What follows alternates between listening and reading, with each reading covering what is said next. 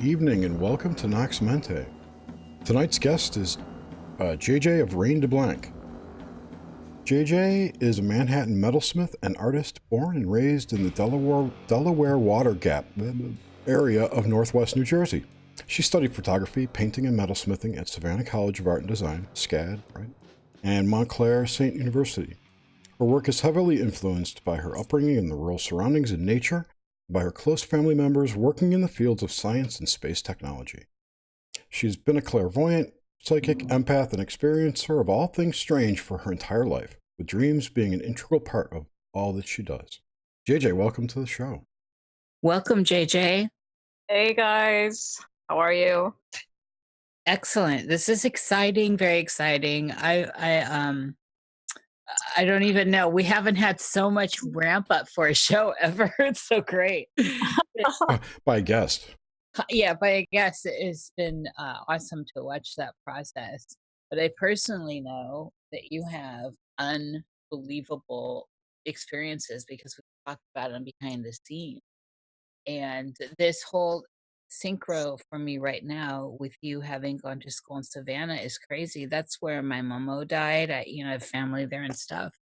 So that's just another added layer for the people out there of this underlying network of just unbelievable synchronicities with JJ. Web Just of synchros. I didn't Yeah. realize.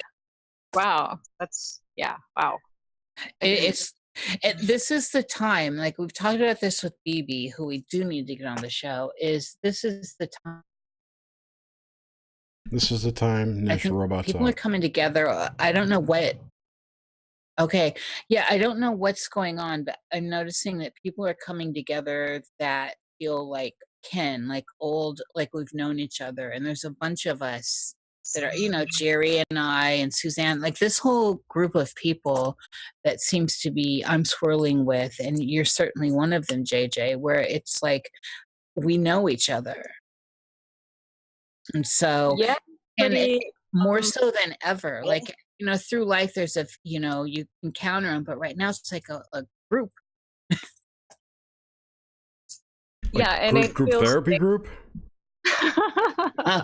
Well, we're kind of, Like we an are AA kind of, group? What? we are kind of pushing through, like, yeah, we're all questioning what's going We're on. doing our shadow work together.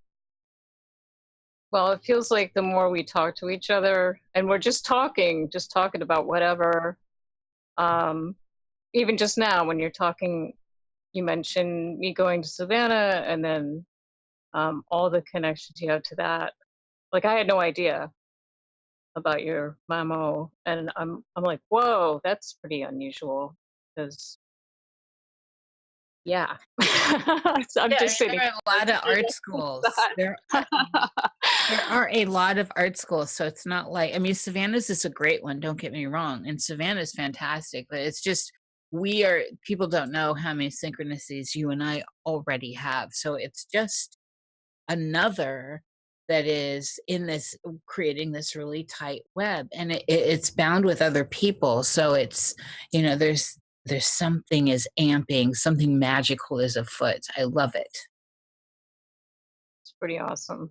So It is. And so I'm going to share this. I don't usually, but I know that this is going to go to the right ears. So I usually pull 3 cards for the show beforehand. I know Jerry does too. It's not like a habit. I light a candle and I light incense, not always the card. Tonight It's I not a did. habit, it's more like a ritual. Yeah. And so sometimes it doesn't happen. However, I pulled the 6 of Swords. Nathan is out there. And, Nathan Lee, and because he's a friend of the show and a podcaster, and we're promoting his stuff. He's a friend of all of ours. The name of his podcast is 6 of Swords, isn't it? Yes, and so having his support is wonderful. King of Cups and the Lovers for tonight's show, for the show. So, this is like, it couldn't be a better lineup. What does it all mean, Basil? What, Jer? What does it all mean? What's it all about, Alfie? Basil, yeah. Bezel? Are you saying bezel? Anyway, Yes, I said basil. What's that all Oh, about? Basil? bezel. I thought you said bezel, which is a jewelry term. a But jewelry anyway, go ahead. reference. It's the angle of the facet, isn't it? Yes, right? It's like a bezel. It isn't. It's a specific angle. It's like it's a cutoff on a 90-degree. It takes a 90-degree angle away. Right. You see it on mirrors and stuff, and Yeah. Or a bevel. Oh, okay, bevel. yeah. Yeah. So Yes. tell us what it means. Go ahead with your cards, Nish. No, I just wanted to say this is great. So, I mean, for me, the Six of Swords, I've had this debate with Nathan Lee. For me, it's usually the we could talk about the Six of Swords all night, but for me, it's usually the Night Sea Journey, or sixes relate to me to the past. So actions of the past.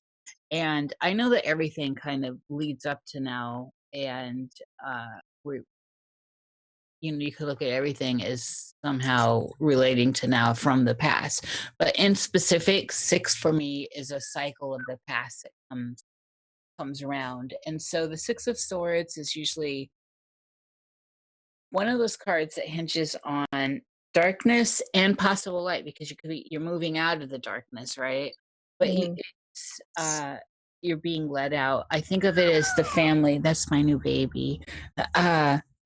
So, and then the King of Cups and the Lover. So I just think it's going to be, and so I'm associating the Six of Swords with a bunch of stuff that's gone on today, getting ready for this show.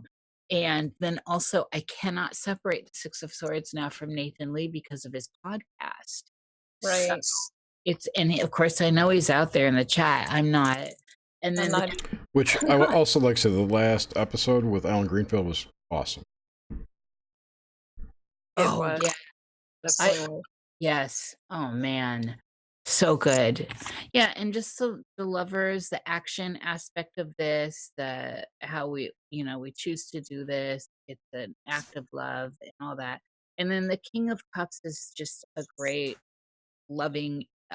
This is for me, looking at this show and tonight, is coming into it with an exalted energy, with some agency, and I've been definitely looking forward to this show. So these cards are just good. I don't usually mention that, but let's get into you, JJ. This show's all about you, girl.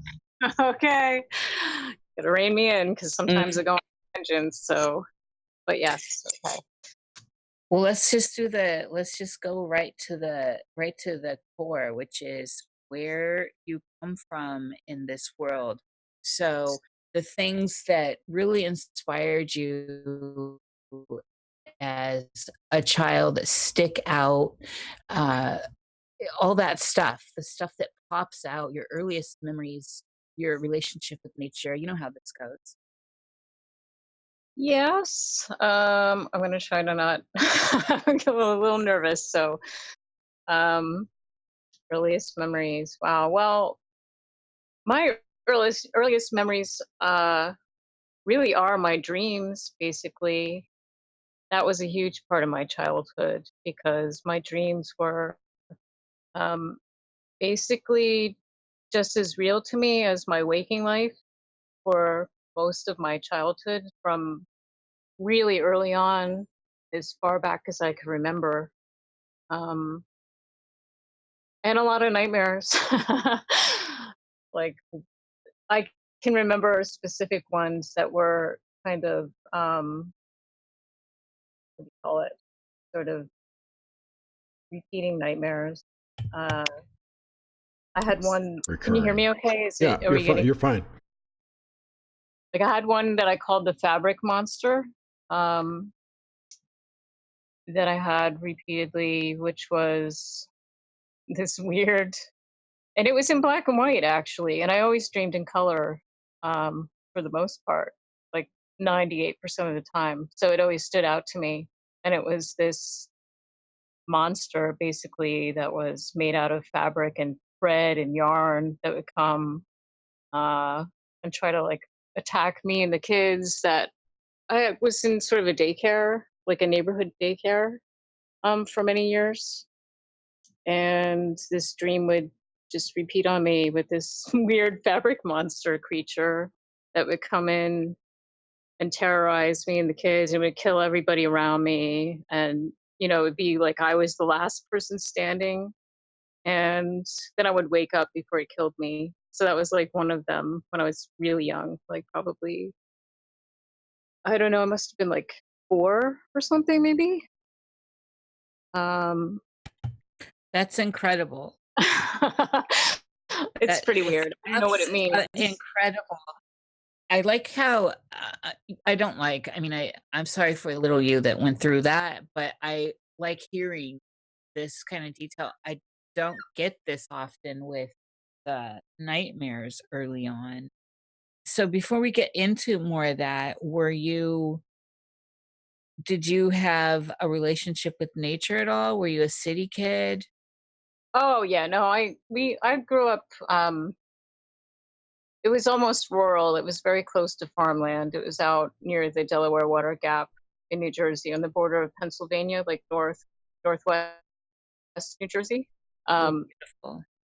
so yeah, it was actually. I mean, people have a lot of shit to say about New Jersey, and rightfully so in some respects, but it's pretty beautiful, and there's a lot of acres of farmland and forest and whatnot. So yeah, I spent a lot of time playing in the woods and with a few friends. So you get a lot of imagination going on in the woods with all the trees and the rocks and all the little. There are a lot of salamanders and little lizards Are and we things like talking like the Pine Barrens kind of woods, or? that. That's south. I mean, I mean, size and scope. Is it forest or just the woods? The New England woods? Never mind. well, where I was, it was more just woodland. It Mm. was, it had started getting developed, but there was, quite a bit of, it still wasn't developed enough. So you could wander off for acres. Cool. Yeah.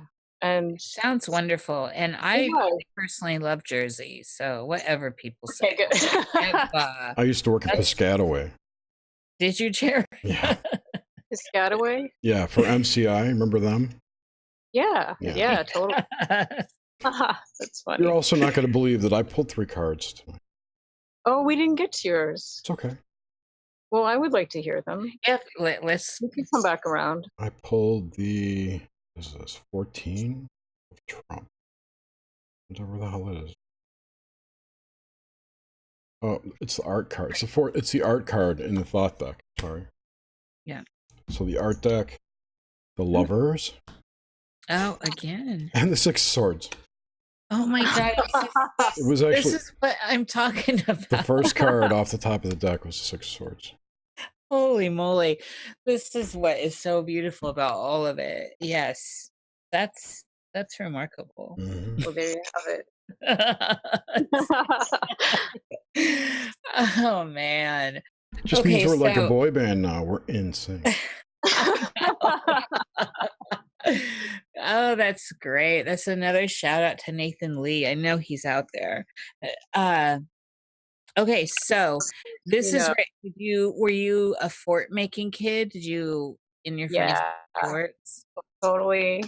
Like big tomboy out in there in the woods building shit like way early, hammer and nails, building forts, and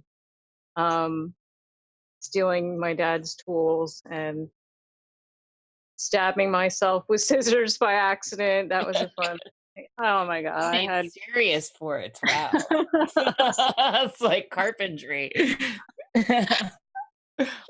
No, I actually learned a big life lesson that way one time at 6 years old. What was it?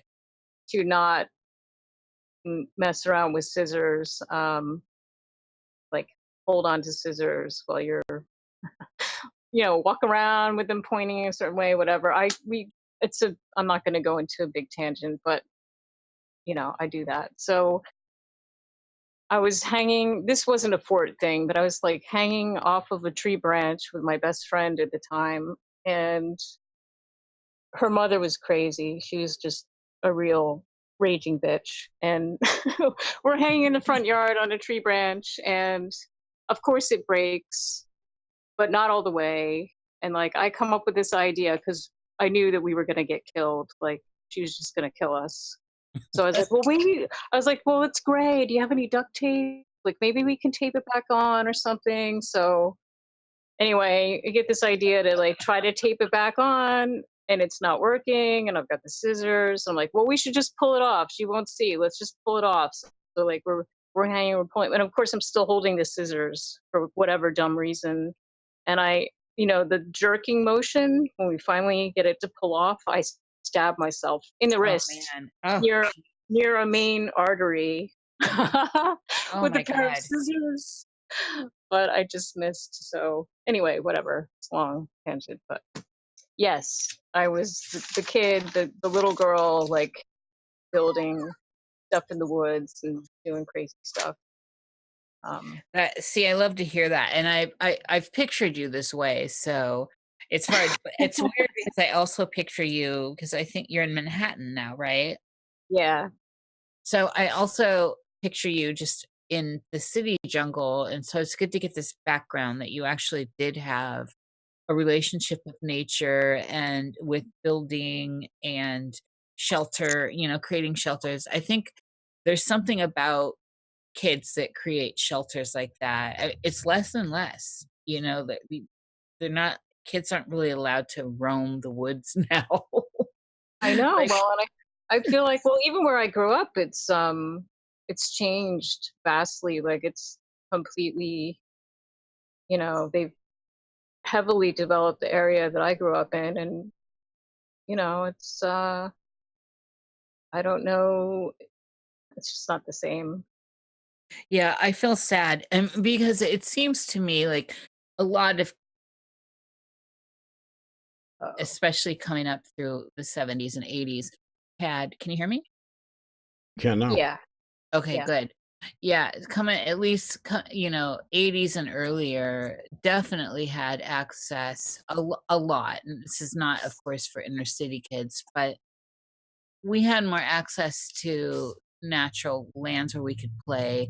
And it's important when we're talking specifically in dreams because we're looking at bigger symbols like archetypal symbols, and it widens even though the city jungle is a major archetypal symbol. But I think there is something to be said about having a relationship with nature and the way that our culture is going, where there's a definite there's this divide now. There's a gorge between the natural world and Yeah, if you hang out in the woods, you're far right. yeah, I suppose. I mean, Well, it what else is. would you be It's doing out there? Why aren't you on, why aren't you on Facebook or playing a video game? So that is awesome. And so early on, what kind of pop culture stuff like cartoons did you like, or movies, um, books or stuff like that? Oh God, I was glued to the TV for a long time because both my parents worked, and my dad specifically was not home a lot. So, and I had this weird family daycare, whatever, in the neighborhood. So I was always glued either in the woods or, glued to the TV. It was always like cartoons with Bugs Bunny and Mm. Tom and Jerry and all of those. And then it was What's Happening and Yes, I love What's Happening. Oh my God, I love What's Happening so much. oh God, Fat Albert. What else Yes. was there? All of them. And then Other I loved all the evening shows too, All in the Family and Mhm. The yeah, Jeffersons, Jeffersons, yes. yeah, all that good stuff. Fat Because Albert. we're Did you we're like Fat Gen Albert? X. Yes, she mentioned Fat Albert Yeah. already. Yeah. That was so good. For me, Fat Albert was like Different Saturday. strokes. I love Mushmouth. Bob. Yes. Oh man, that was good stuff. Yeah, I was also, I think they called us latchkey, that's what they called us back then. Yes. Yeah, and Latchkey. Do in you the remember summer, that? oh, I mean, when I got a little older, there were, I don't know, like, I think around the age of 11 or so, I wasn't, I was home a lot alone, I guess, the latchkey kind of thing going on. Not really sure Yeah. what was happening Yeah. because I did stay with that family quite a bit when my mother was working more.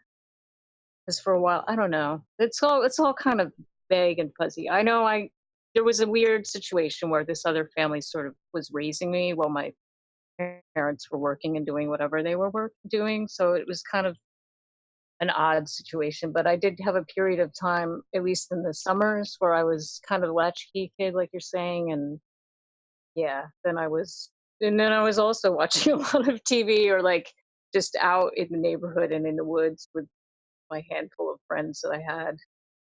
So I've been spending a Did lot of time in the woods and getting in trouble. And I gotta just say real quick, I had a friend, my best friend, and we didn't get in trouble, but she loved to set things on fire and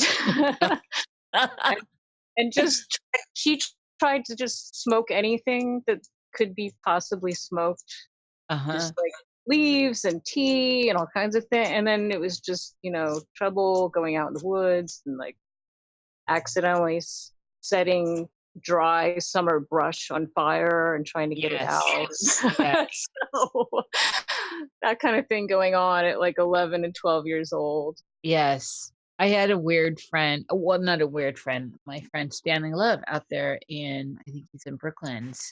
He's a Juilliard dancer, his own company and all this. And Wow. he and I had the same, like, we were always in the woods together. And we had a little band of friends, but I was the fall guy always. So they lit this fire with the brush. And of course they all run and I'm still standing there when somebody came up and I'm the one who took the fall for it. I got in so much trouble. Was Oh, terrible. Holy crap. But I never gave anyone's name up. I was not a snitch. wow. I mean, it was So a you, big you were deal. you got a So, punish. am I roboting? Uh-oh. Am I No, you roboting? sound fine. No. Okay, good. Yeah. So I find that funny too, the whole fire thing. Yeah, I'm not the one who started it. I was the one cautioning. I felt like we were too close into houses. We're kind of on the edge of the wood.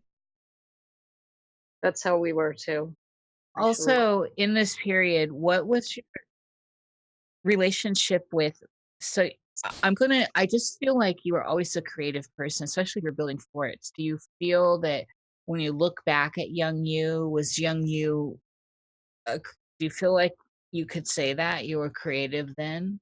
Oh yeah, I was always drawing, like anything. I mean, I'm fortunate that my mom and dad and at least my dad's parents would give specifically my dad's mother, because she was a bit of an artist. She wasn't professional, but she would always give me art supplies, and my parents would give me art supplies. So I was always drawing and painting and making stuff and always doing. I actually wrote a lot as a kid. I did a lot of writing, like Mhm. creative writing.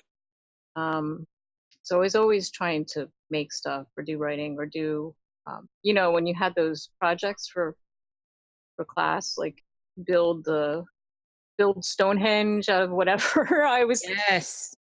you had different options to do different things, and I would always take the creative option and be building volcanoes and all kinds of weird things. I So can yeah, see it. that That's was me. great. Did you also back there early, was their religion? Were you coming from religious stuff happening in your personal life with your family? Yeah, that's a very interesting thing. So I was raised Catholic, um, even though I find later that my parents really didn't care, but they were just trying to do the quote unquote correct right thing, and just raise my brother and me. I have an older brother, raise us with some sort of structure of Mm. spirituality, whatever. So they raised us Catholic, and I had to, go to the CCD classes and do all the things. Um, but when my brother, who is about 8 years older than me, went off to college, he came home, and I guess he was trying to find himself or whatever. And he was like running the gamut through different religions. And he came home and, tried to convert us to different things. So that was um, kind of an interesting time. I think I may have family members listening, and I don't want to offend anybody, but Yeah, yeah, yeah, of it was a course. little bit rough at home during that You time. know, being offended is a personal choice. I can't help it, but this is what happened. So it was a little tough on me because I was about 11, and he was trying to convert me and taking me to all these things. And then the other family that was essentially raising me on the side, they were a different religion also. They were Presbyterian, and my parents were letting them take me to all their functions. So I had like, you know, three main religions being thrown at me when I was 11. And yeah, that was very confusing for me. I Um, I I bet, but I think also it it did look at how it created you now. I mean, you're so open and it didn't pin you in. It showed you that there are all these different ideas about God and what's out there and what's happening. Granted, I think some of them are scary with like the afterlife, like the idea of purgatory and all that. oh, yeah. Well, I mean, firstly, Catholic guilt is real.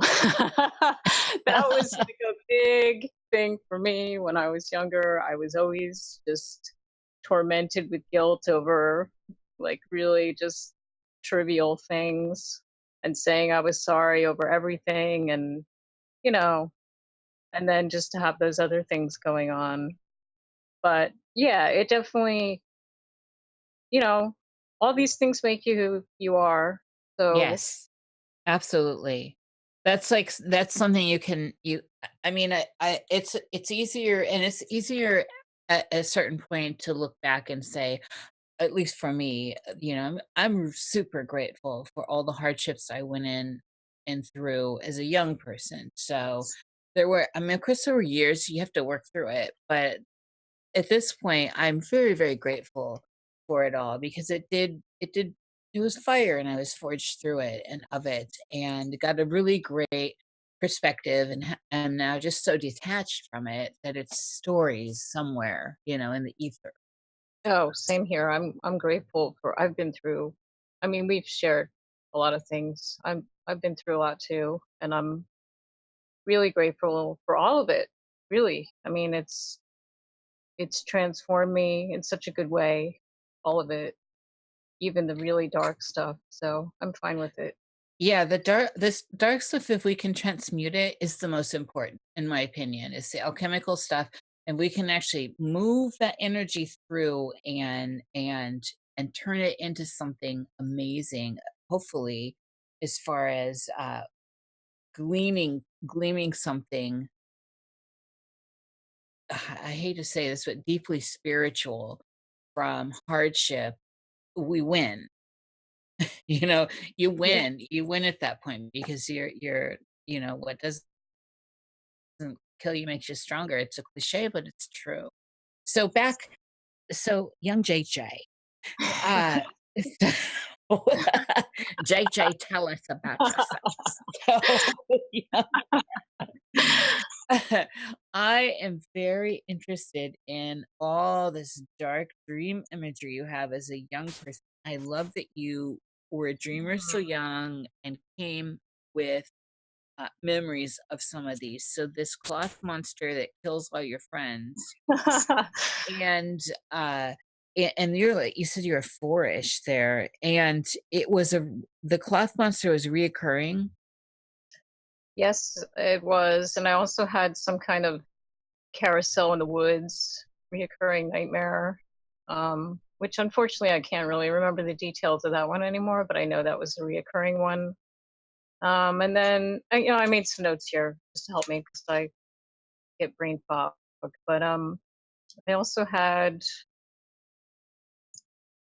started having like some strange, well, I don't know what to call them because I don't know what to believe anymore. But I started as I got older, like I'd say closer to preteen years, I started having sort of, I don't know what else to call them, but like alien type dreams going on. Um, I remember one specifically where I was probably maybe 11ish, where I remember being outside in my nightgown in the yard with like lights overhead and stuff like that. That started up, and specifically when I was around 15, I started having chronic sleep paralysis going on, and out of body OB stuff going on, and seeing sort of beings in my room on a regular basis. You were And, 16-ish when that started. 15. 15. Yeah. Okay, so let's back up a little bit. So just this foundational stuff, which is important to move forward from. Where so these early dreams, so you had a lot of nightmarish stuff, but did you have fears? Did you have fear of like things under the bed or in the woods in your waking life? Like, were you afraid to go to sleep without the light on? And when the light was off, were there, this kind of stuff?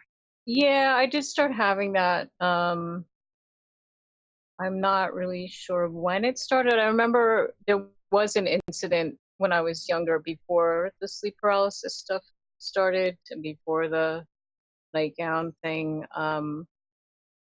I had like a ton of stuffed animals, and I had a lot of different dolls and other things. And there was a point where that stuff started freaking me out. My own stuffed animals that I loved and loved collecting, they started really making me nervous. And I'd go through a whole thing every night where I would talk to them all and be nice to them all, and like I'd try to appease them all because I was convinced that they were going to kill me in the middle of the night, that kind of thing. And I Mm-hmm. was afraid that, yeah, there was something under the bed and I would have to like check, and I would have to check in the closet, that kind of thing. Um, and yeah, there would be points in time where I would sleep with the light on, and I would have insomnia too, actually, for a good portion of, I would say, I'm not really sure exactly where it started, but really early on in childhood. It went on for, I mean, it's been a problem most of my life, actually, Yeah. insomnia. Yeah. Yeah. I was like, they always called me a night owl. Yeah. Like, because I just couldn't sleep at night. This It's is a waste of time sleeping. right. This is a It's state of necessary mind. evil. Baby.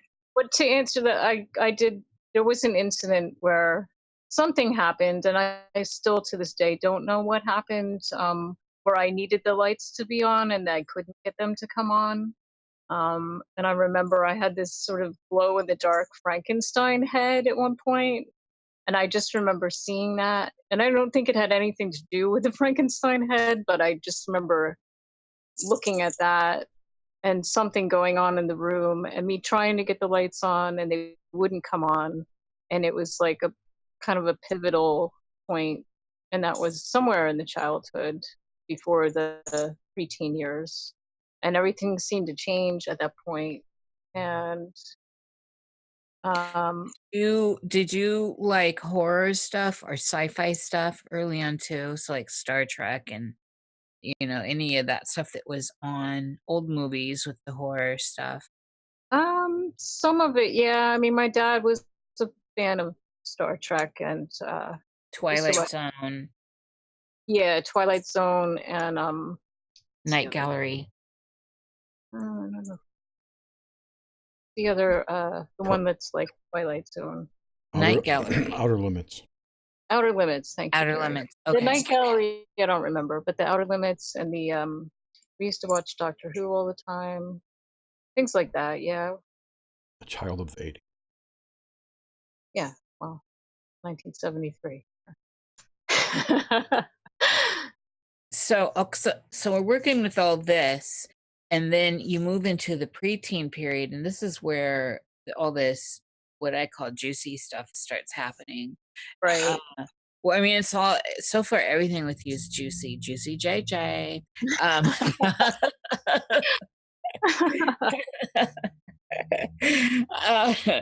uh, oh man, I'm a nut. It's I love it. so this preteen stuff is just amazing. So I want to talk about in the preteen stuff. So 11, I would like to dive into this experience out in the yard in your nightgown with Hmm. the lights overhead. Can you give us like that whole thing? I'll try. It's very vague. I just know that's where the weird, This is where it uh, started, right? quote unquote, alien weirdness started. I don't know what else to call it. Yeah, I just remember ending up outside in the yard with my nightgown on and having a big beaming light above me. Um, and just seeing it and being out in the yard. And I know this happened a couple of times. I don't know what it was about. I just remember that's where it started. Um, and then, I mean, I'd like to give you more details. That's all I can remember But about. you actually physically woke. You were out in the yard in your nightgown in waking life. I don't even know. I don't know if it was a real thing, if it's some screenshot memory. I really just, I don't know. Okay. I don't know if it really happened and I went back in the house. I Mhm. remember it. And then what did that lead into? And in specific, I would like to parse out some of this kind of the weird alien stuff and look at some of that because we don't That's- get enough of that on Nox Mente. Yeah, so that's where that sort of proceeds when I was 15, when the sleep paralysis stuff started for me. And I remember it might have started earlier, but the very clear first memory of it was when I was 15 and waking up, in that state where you're paralyzed but you're awake. And I remember trying to get my eyes open because I heard something in the room.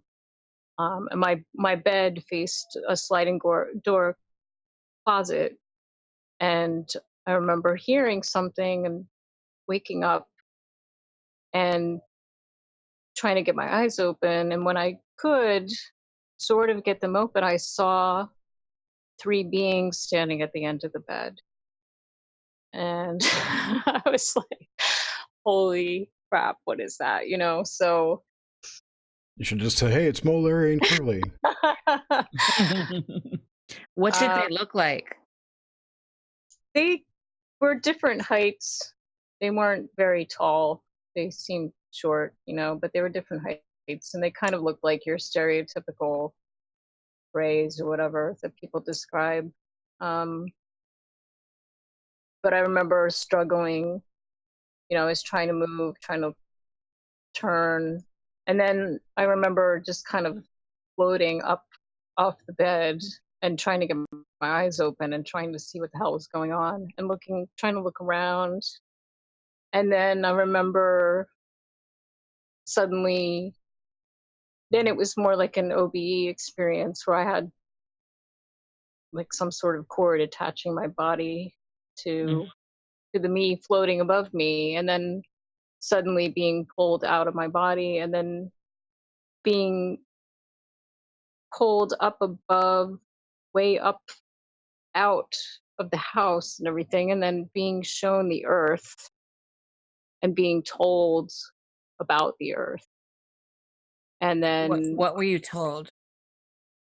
well, it's a little tough because it's hard to remember because it was Yes, so I long know. ago. I know.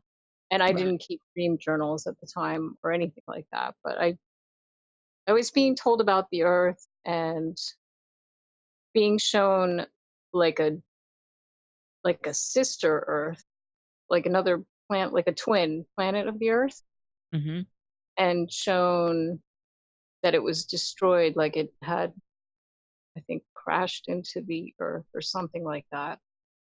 And then I was thrown back into my body and just, it was a very jarring, I'm 15 and I'm like, what the fuck? It's just like, oh my God, this has never happened to me before. And I was freaking out and I had never had anything quite so insane happen before. And then I ended up falling on the floor next to my bed and I still couldn't quite see. And I'm like crawling around on the hardwood floor and I see these glowing green rocks and I'm trying to grab at them. And then I get picked up and thrown back in the bed. And I'm seeing glimpses of these things, these gray things, whatever they are, in the room with me. And then suddenly it all stops and I can see the digital clock next to me. Mm. I What mean, do you I know remember the I time? I do remember, I kind of forgot this detail, but I do remember being able to see the clock earlier when it was happening. I remember that it was about 2 hours had passed from the beginning to the end of the whole thing, and I kind of remember it being like 1 in the morning and then ending at like 3 something in the morning. So yeah, that's where that kind of thing started for me, and it wasn't quite the same. The incidents that happened were not quite the same as the first time. But I really specifically remember that because it was just so bizarre, and I was like, what is this? Like green glowing rocks and little beings, and I was completely shaken up for 3 days. I thought I had lost my shit. Basically, I thought I was like, oh my God, what is going on? I'm having a breakdown. It Did you was have and so speaking of the mood of it, what was right, the confusion is definitely coming across. Or did you have was there a fear in here? Uh, what were the deeper layers of the mood going on for you? oh yeah, I was terrified because I had never, I mean, I had always had nightmares and stuff, and I had some strange, I would say I could have maybe had OBs before, but it never felt like that. It was never, I never left the house and was floating above the earth or anything like that. I had always had things where I was like flying or leaping or whatever things happening, but it seemed so real that it was just very jarring. And then just to see beings, I was terrified. It was Yeah. scary. I didn't understand it. It was disturbing. It was very disturbing. And when you're a teenager, a lot's going on emotionally and whatever. I just really thought I was losing my mind. So I Did was you scared. I was afraid of myself. I was like, you think you know yourself, and I was just like, what is this? I don't even understand what this is. Yeah, there's a loss of control feeling here, which is always scary. Oh, totally. Especially when you're being Mhm. just, I mean, it felt like I was being kidnapped and then I was thrown on the floor. Then I was scooped up and thrown on the bed. So I Mhm. didn't, yeah, no control at all. What on these glowing green rocks, do you have are you able to give us more details on them? What size? Were they what color green were they? that kind of stuff. I find that extremely relevant in other threads of stuff I've been following. This has Interesting. come up, JJ. These green rocks have been coming up. Oh, that's cool to hear. Was it Mhm. shungite or something? But that was when she was 15, not recently. Right. Right. So Well, um, I guess they were. Well, I don't. Did you see the fluorite that I posted on Twitter? no. No. No, Okay. but I'm Well, looking at one right now, a green one. I'm not saying color wise, size wise. They were basically like something that would fit in the palm of your hand, maybe. Um, Trying to think of a size. Well, maybe the size of a chicken egg, I guess, but like not that shape. Mm-hmm. And the green,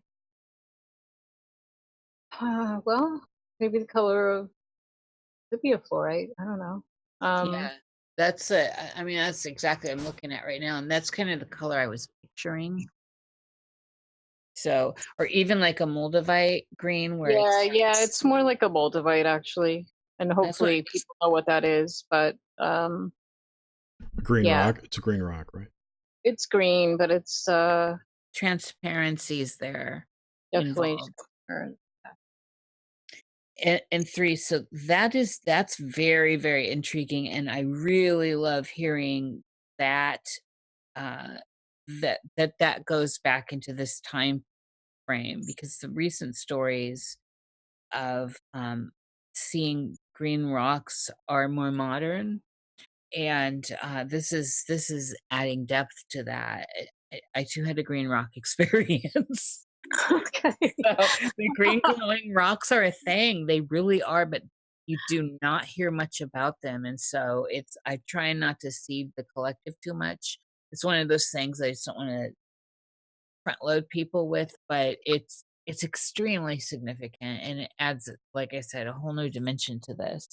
So this is where it all starts. This is terrifying. I would have been afraid too. Did you feel you were able to share this experience with anyone? Oh boy. No. No, I didn't talk about it. And I had the next incident after that. Um, let's see now. I'm trying to remember what, because there were several after that. The next one, I grew up in a sort of, uh, let's see, it was a bi-level house, but it was more like a 60s sort of Mm-hmm. Danish modern. Split level. Yeah, something like that. And um, I had moved into my brother's room after he moved out, which was next to my mom and dad's room. And there we had an attic that had a trapdoor. And this one night something came and we were like lights outside and whatever it was shaking the house and it was making the attic trapdoor springs shake. If you can imagine like these springs making a sound. And something came again into my room, like one of these figures, whatever. And again, I remember it's always like I would always look at my digital clock with red numbers. And I don't remember what time it was because this happened so many times. And whatever happened. And then I remember hearing my parents, both of them in their room screaming bloody murder. And I don't remember now what was going on with me. I just remember hearing my parents scream. And seeing whatever it was in my room, and then whatever happened and it was over. And well, it was almost over because whatever this thing was, it came and it spoke in my ear before it left. And it said, "They're God" to me, but it wasn't in a human voice. It was like it sounded weird. It sounded tinny or something. it was a really strange, sort of garbled, tinny voice. And it said, "Their God," to me. And then it disappeared and the screaming stopped. And then the attic trapdoor spring stopped shaking. And then I could move again, like the sleep paralysis or whatever, or being paralyzed, then I could move again and it stopped. So like the next day, of course, like I'm completely traumatized again over this whole thing because I don't remember what happened to me. I just remember hearing my parents screaming. So I had to go to school and like go through the whole school day after this whole thing. And I remember being at dinner, just sitting there, and my parents were like, what's the matter with you?" I'm like I'm like shaking all day. And I'm like, I can't hold my fork. I keep dropping my fork on my plate. My mom is irritated with me and she's like, "What is the matter with you?" And I'm like, I no, I'm like, "Do you guys remember last night?" Like I didn't want to talk about it and like they didn't say anything, but I just had to ask because it was just so disturbing. And they're like, "No." I'm like, "Well, so you don't remember anything, noises or anything?" They're like, "No." I'm like, "Well," and I told them because it was just so disturbing.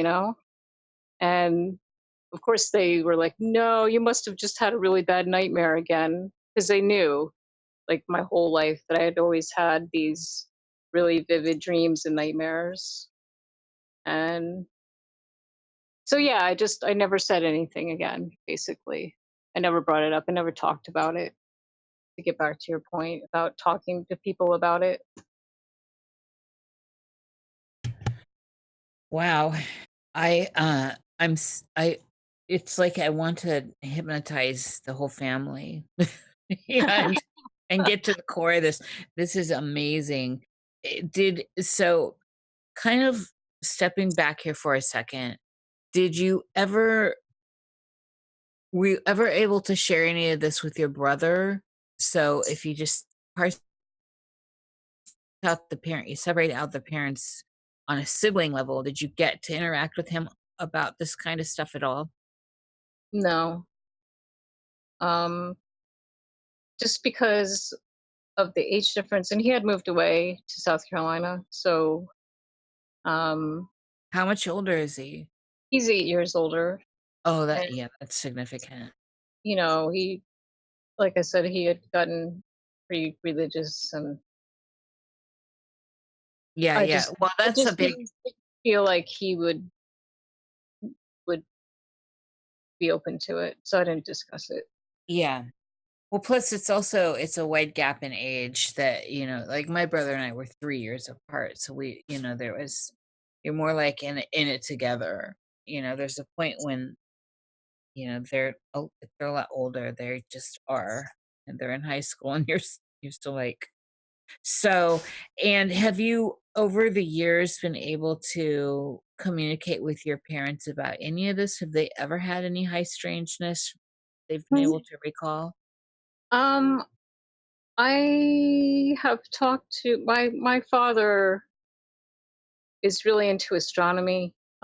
He's a retired research scientist and chemist, and he's always had a huge interest in astronomy and used to take us out with his telescope all the time. And so that's part of my big influence as far as my interest in space and astronomy, at least part of it anyway. There's another Mhm. part, but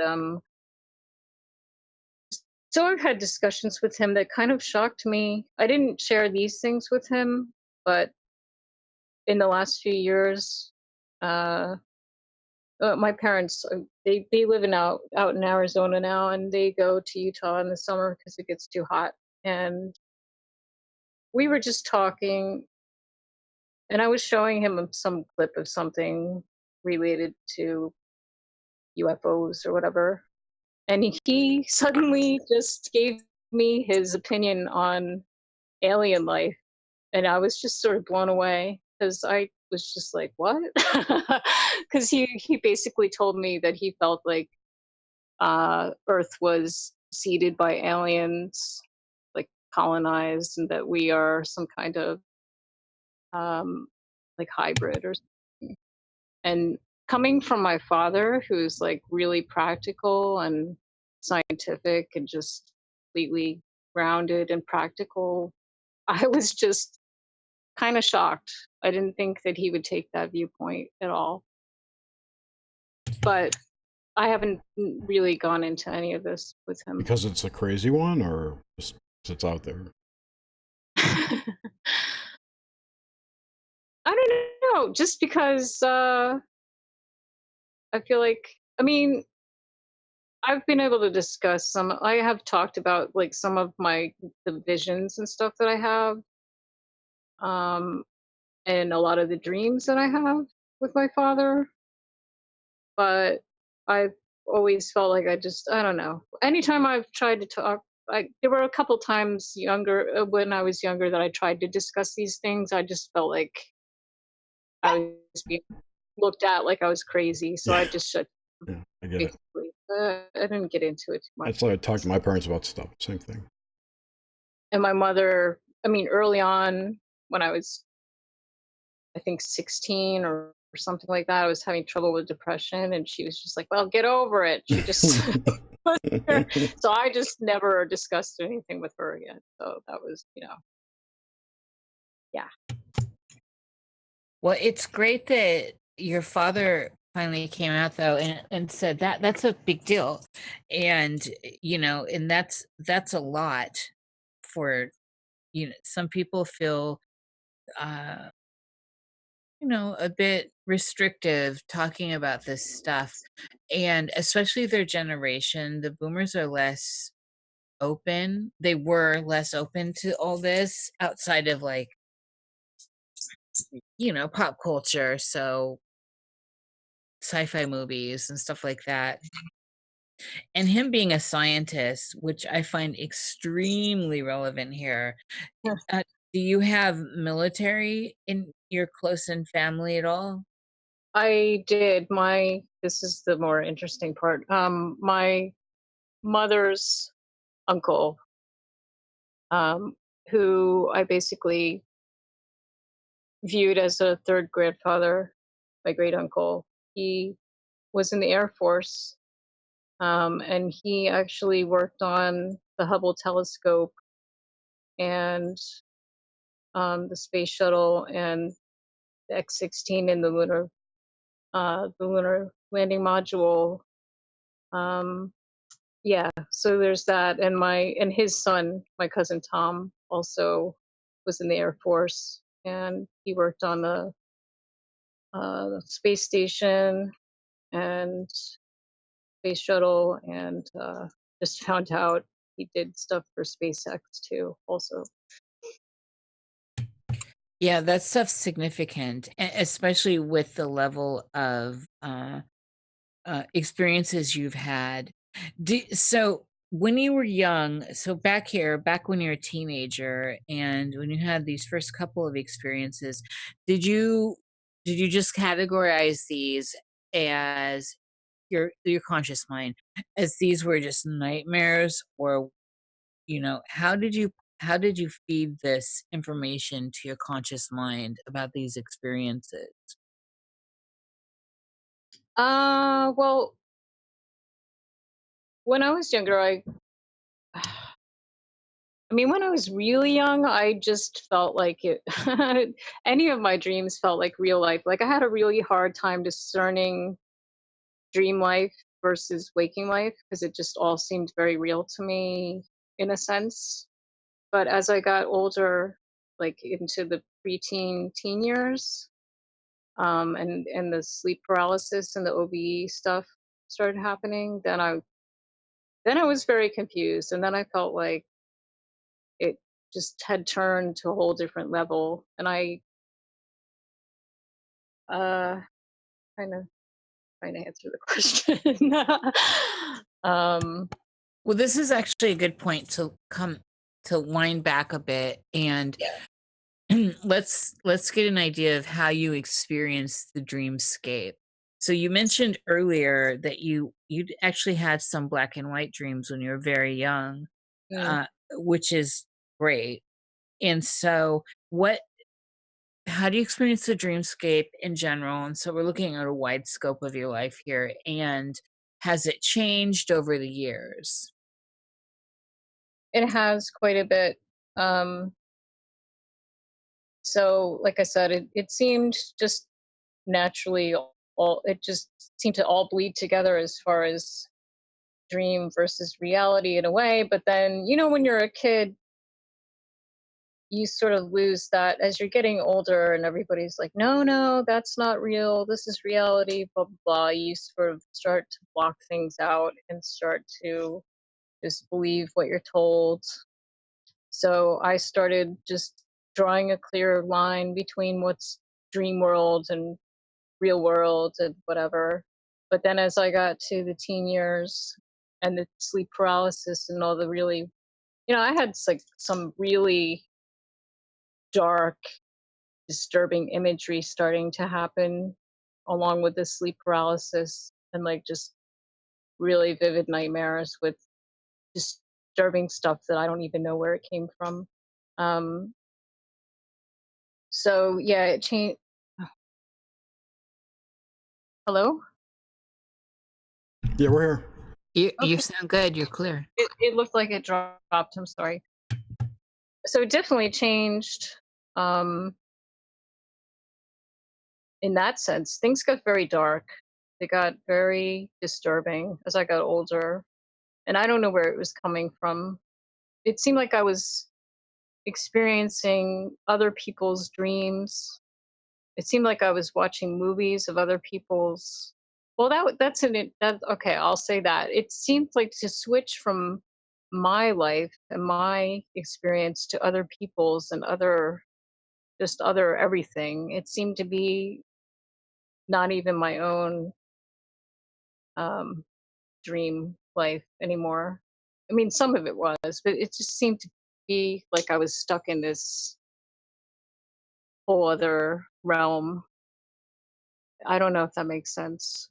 I, Well, do you have examples that you can give us to? yeah, I started seeing all kinds of different beings, shadow people, things that look like demons, seeing.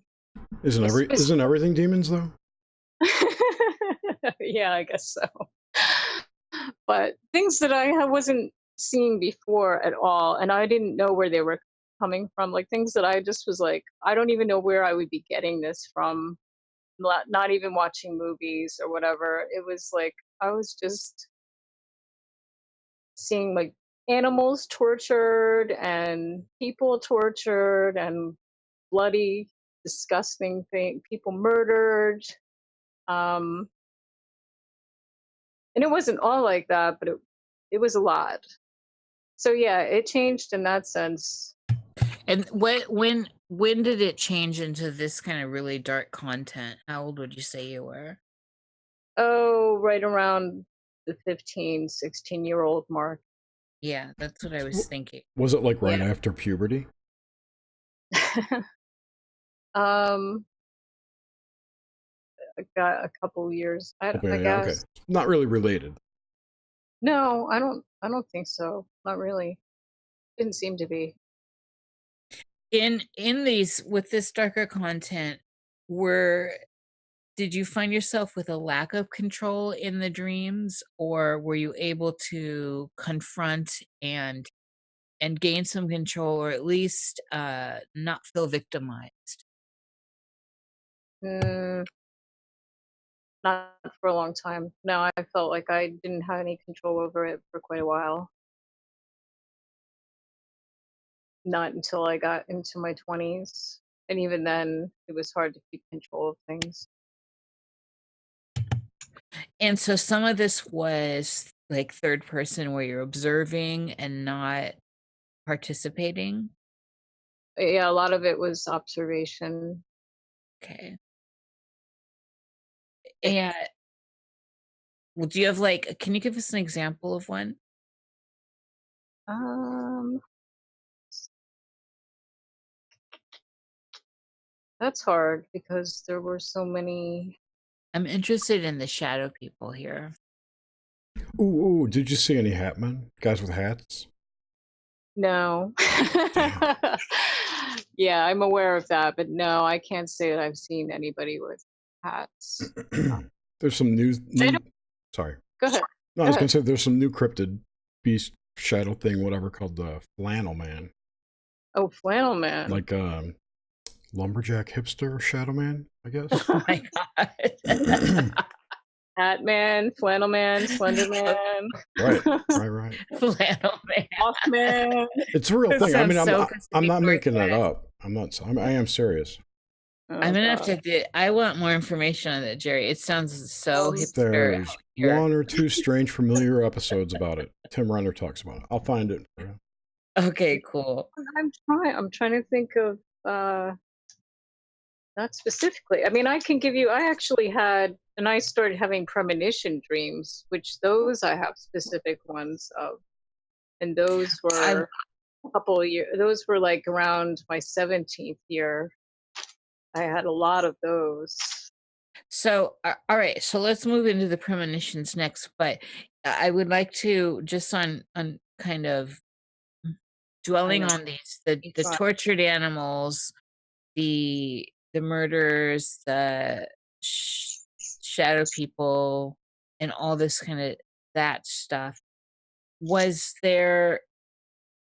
Were any of these happening like in a reoccurring thing? So would you were they reoccurring, any of them? Not that I recall. That's the issue. That's why it's hard to remember because they were all different. They were all seemed your little friend there. They all seem different. I can't think of a specific one, and it's unfortunate because I did have dream journals, but they've since been lost. But that's all right. It's still the fact that you're able to tell us this much, which is great. You know me, I just like to dig into these details. So in here, the premonitions started happening when you were about how old would you say? I had them for a while, but they really were like at a big pinnacle around the age of 17, I would Okay. say. And give us some. So you said you have some examples for us. Yeah, they were happening a lot in my freshman year of high school. And I had written a few down here.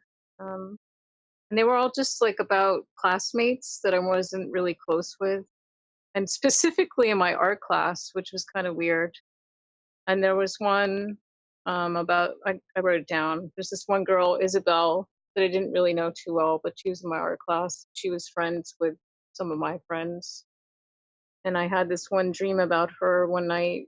Um, and I was just in the dream, and I was outside this gray house in an empty field. And um, the windows and the front door were open. And I went inside, and it was all empty. It was completely empty, and there were sheer drapes, and the windows were open. And I was looking around, and the walls were gray, and the floor was black. And I started to hear a female crying. And I looked down at the floor near where the crying was coming from. And there was this girl, Isabel, from my art class. And she was kneeling in front of me, crying and sobbing. And she looked up at me and she said, "Please help me. I don't know what I'm going to do." And she grabbed around my legs, and I woke up. And I went to school that morning. And when I went to art class, I sat down at the table, and she came in, and she came and sat at my table with like a few of her friends, because these are kind of like big tables because you're doing projects at them or whatever. So she sat on the other side, and she came in crying, and all of her friends were asking her what's wrong. And she said that her parents had kicked her out of her house last night, and that she had nowhere to go. and she was asking her friends if she could stay at their houses. So basically, I mean, I don't know if that's a premonition, but to me it was, because I'm having this dream, this random dream about this girl. I don't even barely know her. And she's like in this, I'm dreaming about this empty house, and she's sobbing, saying she doesn't know what she's going to do. And then I go to class next day, and she's crying, saying she got kicked out of her house and she doesn't know what she's going to do. That's a solid hit. I mean, that's absolutely solid, JJ. I mean, it just doesn't get better than that. Did you communicate to her that you had that premonition? No, no, I didn't say anything because, like I said, I didn't really know her that well. We just had class together. I mean, we knew each other to say hello and stuff, but I didn't know her that well. That's and that's also what makes this a great example as well, is that you didn't have a relationship really, and so you weren't, neuro netted in to each Yeah. other. And so that's fantastic. So this is kind of leading into this whole period of more. So when you get these hits like that, there's something that happens, a neural pathway does open up that says, oh, this is possible. And I mean, it doesn't say that, but your conscious mind says this is possible. This, you put these events together, and you give yourself permission. So how common did these become, and do you still permission? Still have premonitions? Sorry, you cut out.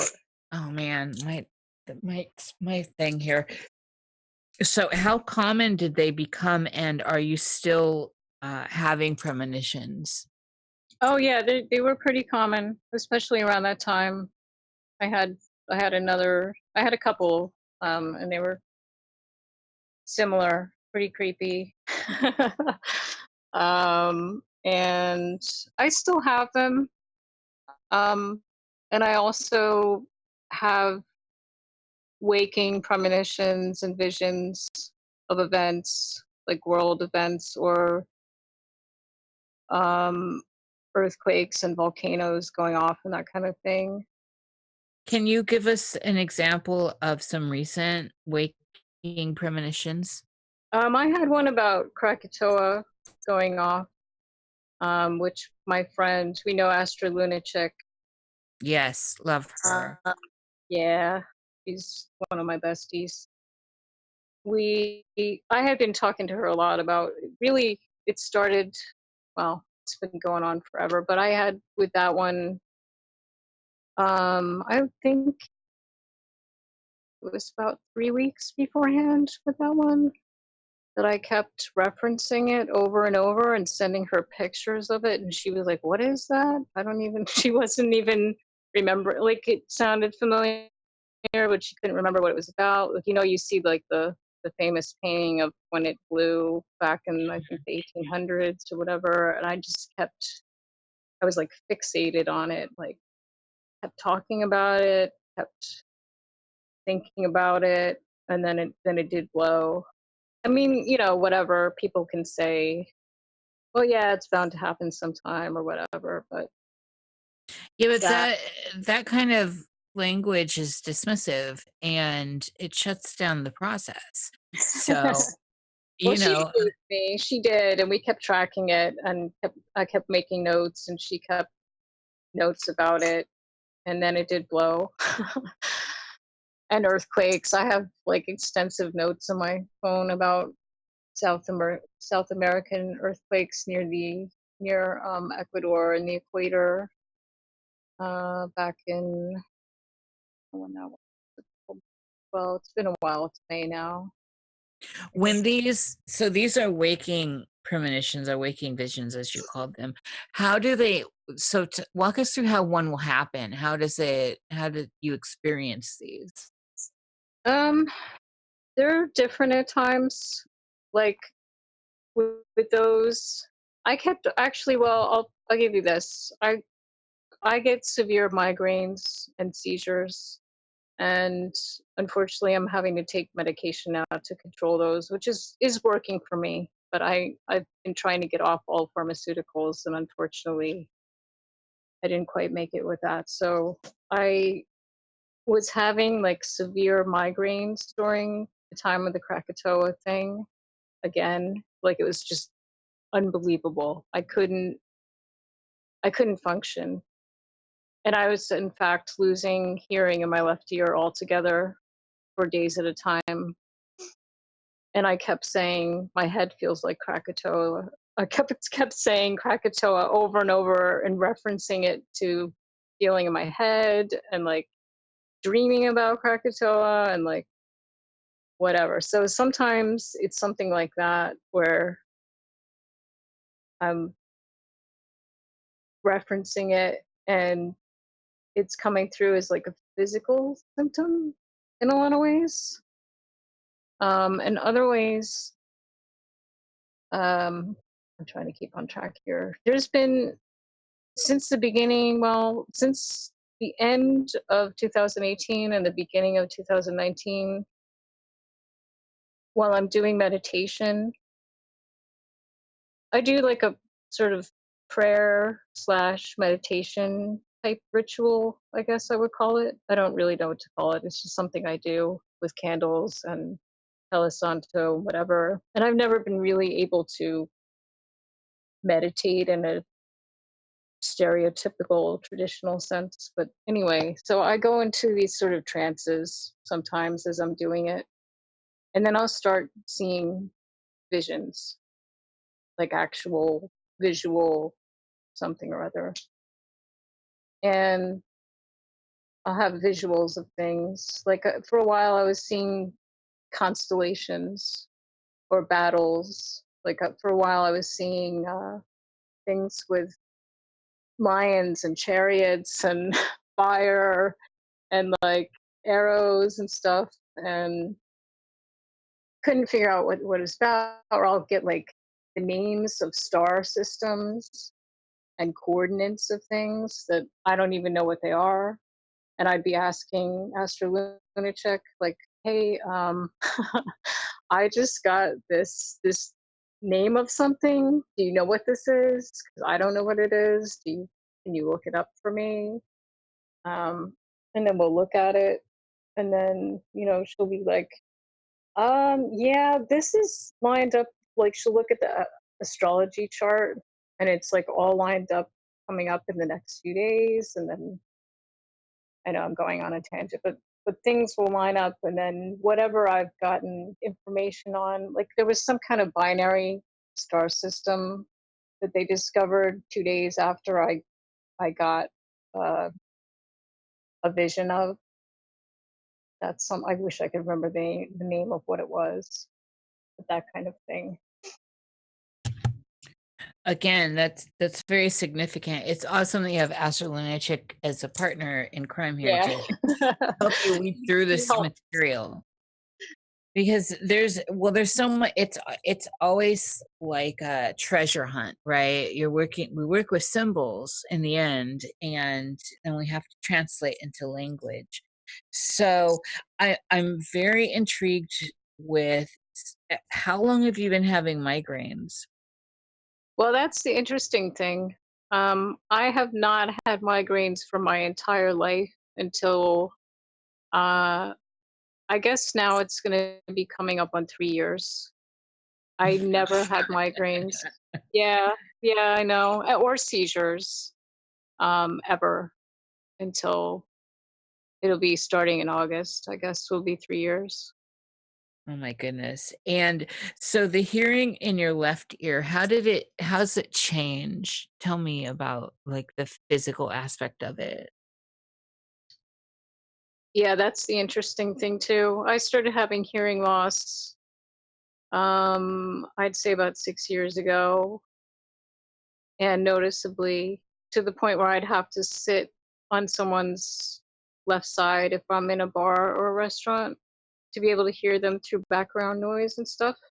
And then recently, with the migraine stuff, um, I wasn't having hearing loss until basically, I would say November or December, and that's when I finally discussed it with my neurologist.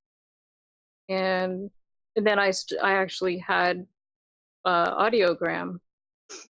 But anyway, to answer your question, it basically, I just stop hearing. I can't hear anymore. Like it just goes out like as if you put an earplug in. Does it sound like static? So when Uh, you put an earplug in, so you can kind of hear it's dampened, right, and there's this inner static that can happen. right, like a white noise kind of Yes, thing. like white noise. Hmm. Yeah, I mean, I do hear that kind of. There's something, but I can't hear anything externally. So yeah, I do hear some sort of, I It's guess, internal, right? right, we'll call it, I guess, white noise.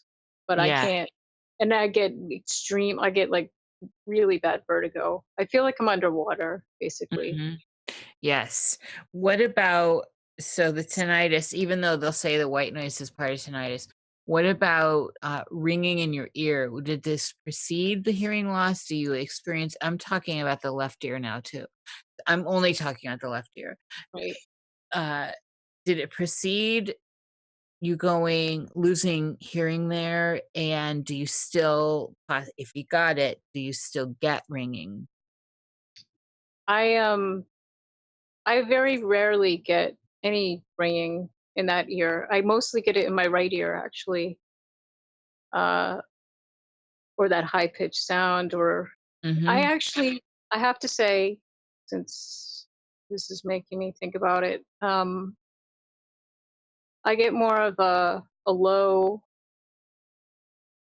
I don't like a guttural kind of, get like more of a low tone in the left ear, and it's not really in the ear. It sounds like it's coming from behind the ear in my head, Mm-hmm. Oh, that's I the guess. implant. Yeah, well, that's what it seems like. It seems like more of something that's in my head. In the But it sounds like it feels like a sound. It feels like a sound. It's really hard to articulate, honestly. Okay, so I'm trying to get a link between these experiences and your waking premonition.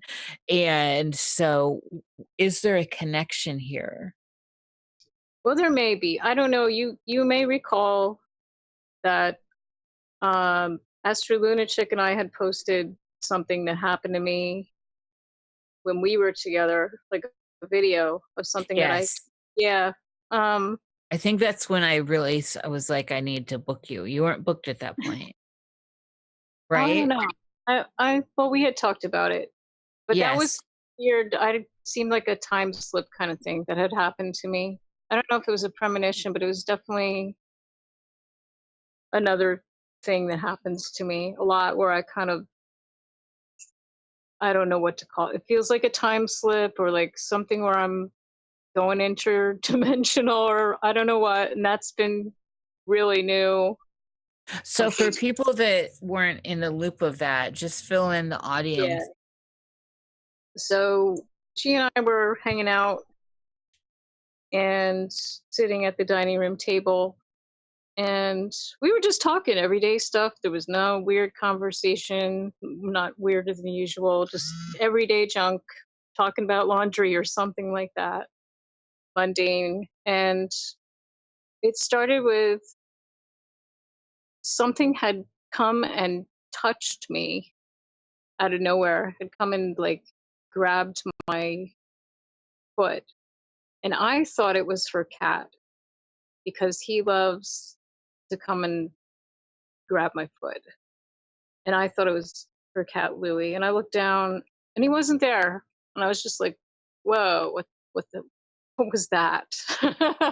I'm looking for Louie and he's not around because something came and just tugged on my foot. And I'm like, okay. So we just keep talking. I'm like, all right, must be tired or something, whatever. And keep talking. And she's talking to me and I'm looking at her. And suddenly I realize that there's music playing. Like I hear it outside. She had the window open a crack. And we're in the city, we're in Manhattan. And it sounds like old timey music, like from the 20s or 30s. But I think it's one of those, I don't know. I thought maybe somebody was outside blasting it from their car. Sounded like it was maybe passing by kind of slowly down the block. And it almost sounds like a parade outside, like a ticker tape parade or something. And I realize, like, I'm still talking to her and I'm nodding my head, but I'm like out the window. I'm listening to that music. And then something she said caught my attention. Like, and my full focus went back on her and her looking at me. Like, her eyes caught my attention. And I suddenly, like, snapped back into, like, full focus in the moment, in that reality. And I was like, whoa, whoa, wait a second. She's like, what's going on? And I'm like, something just happened. Something was trying to pull me outside. I was like, what, did you hear that? And she was like, what are you talking about? I'm like, no, you're kidding, right? You didn't just, did you hear music? She's like, looking at me like, I didn't hear anything. And I'm like, no, no. And she's like, do we need to record you? And I'm like, well, maybe. She's like, okay. So she turned on the recorder and she's like, tell me what happened. And I'm like, well, I'm sitting here and you're talking to me. And I started hearing this music coming from outside. And I'm like, I just asked her again. I'm like, you didn't hear that. You're telling me you didn't hear it. And she's like, no, I really didn't hear it. And then as I'm talking to her, I start realizing, and this is getting back to the point now about the hearing. As I'm sitting there, I start realizing all of what just happened. It wasn't just music, there was nothing. I start actually seeing in my head a visual, like I'm being shown psychically what just happened to me, um, where this sort of transmission came through my left ear and it passed into my brain and stopped in my left hemisphere and then jumped to my right hemisphere and then went out. I know this sounds really weird, but then it jumped out my right hemisphere, past Susan, past Astro Lunatic, Susan, whatever, goes to the window. Then it bounces back, passes her, and comes to my right ear as music playing. It's like trying to trick me that it was happening. I don't know how to explain it, but it was very bizarre. And I remember as I'm telling her, it's like amnesia wearing off. Are you following me at all? This is just it's very, I Yes. feel crazy telling the story and I don't even know if it's making sense, but I remember as it's I remember as it's happening and as I'm telling it that as I'm coming out of this fog of amnesia and being shown what just actually happened in slow motion, that this strange transmission came in as a sound into my left ear, Mm. kind of a sound and like a frequency. And it did have a sound. So, anyway, go ahead and ask a question because I don't know how else to explain Well, it. you know when we lose a sense, so in this case your hearing in your left ear, that's usually when the psychic sense comes forward, so clairaudience. And and it's so common and unfortunately a lot of people because of in Western society shut that stuff down. And and won't entertain it. And so I think they lose, you lose a great deal, you lose something special there. And all of this ties into this deepening of their audience that you have access to now. And of course, you're very open. So you know, I'm just throwing that out there. That's my comment, is that your psychic sense is now stepping in where the physical sense stepped out, right? And it's great that you can hear in your right ear and you can get around in the mundane world, in this realm, this waking 3D world, but you have a foot in the psychic world, as we already know from all the other stuff, girl. I But mean, I've been given a lot of good examples, but I have had, like, I had a dream about the space shuttle Columbia breaking apart the morning before it happened and things like that. But yeah, I definitely is now more than ever, I keep having these strange things, just like this example happening this entire year, of these weird little incidents What's going to like happen this. next? I know we want to, right, Jerry? We're consulting JJ now. I don't even want to know. Are there hundreds of thousands of indictments now? Oh God. Unsealed indictments? Okay. I don't even want to look at that stuff. I know. Give us. I really stay out of the politics and move into like the bigger stuff. That's the sideshow. So, okay, I want to weave back into dreaming and all this. So we'll get back. We're coming back here. Everything is a helix. What about? So we know you OBE and travel a lot. Right. I would like you to maybe explain to us your experience of being out of body. How do you experience it? What does it? What are the sensei? What's the sensei aspect of it? What does it? What can you describe about it for us to bring us into the experience as you experience it?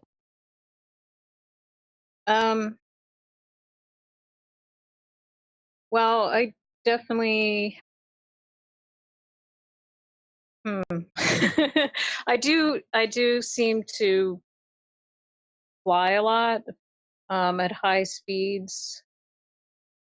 I tend to stay earthbound, I guess I would say. Um, it's a lot of, I don't, it's weird because when I do it, I do tend to fly in different places over the planet and skim really close above. Like, there's a lot of times where I'm like just speeding, like flying over like reservoirs of water and stuff just above the water. I'd say like a couple of feet above the water and like above the tree lines and stuff. Um, it's a little weird because sometimes I don't know if it's weird. A lot of times I'm different people. Like, I'll see my reflection of myself oftentimes in mirrors and like elevators, like shiny elevator doors and stuff. And I'm not me. I'm like a bald man in his 50s. I'm a Asian girl. I'm a black man being the manager of a motel.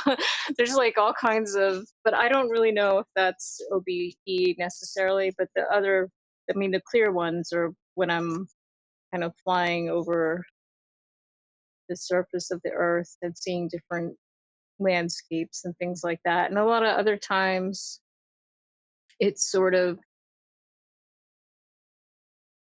blurring the lines between where I'm seeing like unusual things. Like, one time I saw a bat resting on like the front of a manor house or something like that, and I had followed it. I was like, I do this sort of leaping and bounding thing too, where I'm kind of jumping and then like getting really up high in the air. I'm not like flying, but I'm sort of leaping. And then I'll see different creatures. It's weird, kind of like Harry Potter weirdness. I don't know. I was just gonna say, like that It's scene where they're freaking- flying over the water. That's What's that? the scene from the Harry Potter movie. I think it's the 5th one where they're flying on the dragon over the top of the water, really close. Yeah. That's the image I got when you said you're flying over water. I was going to tell you that. Yeah, well, I mean, I have a lot of those that's not so fantastical with like dragons and things like that. There's just been kind of, I'm not going to, obviously, it's not, quote unquote normal, average, whatever, but it's just been like nature without any mythical creatures going on or anything like that. But then there's other times where there are.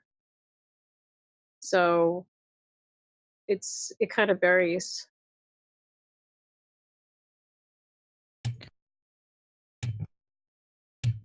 So when you're flying, how do you fly? Does it change? Is it always the same? How do you fly? Are you a floater? Are you a Superman type flyer? You got a broom?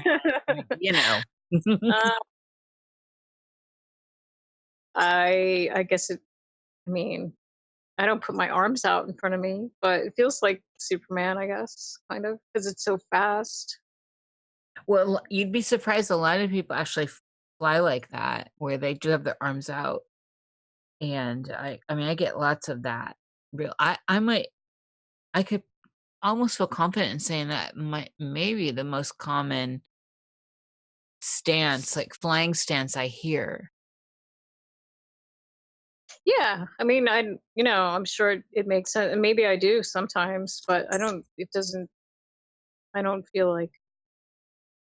I don't know. I'm thinking about it now. I don't feel like I do.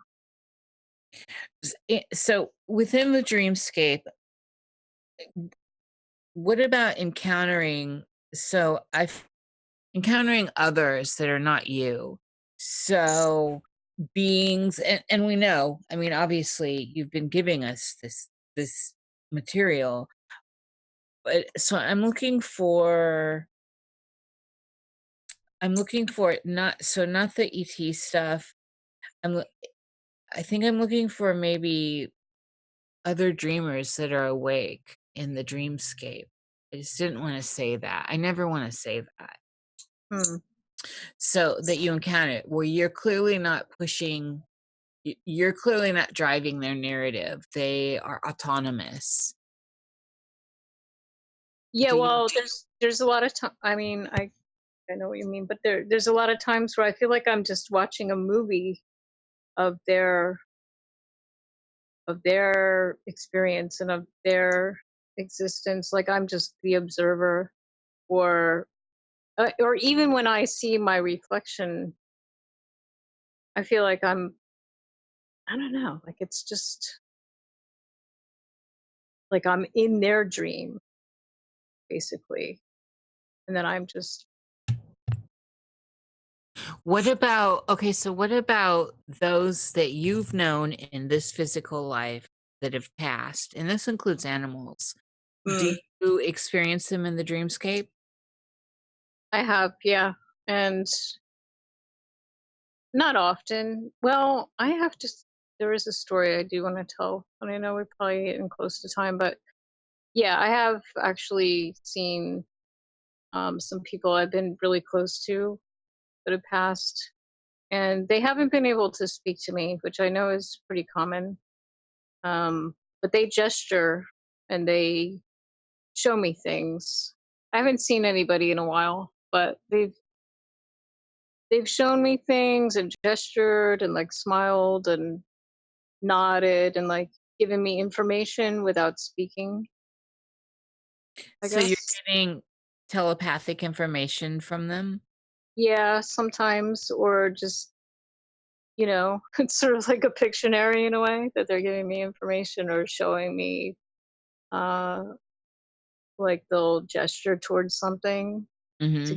give me a sign or show me some sort of information with.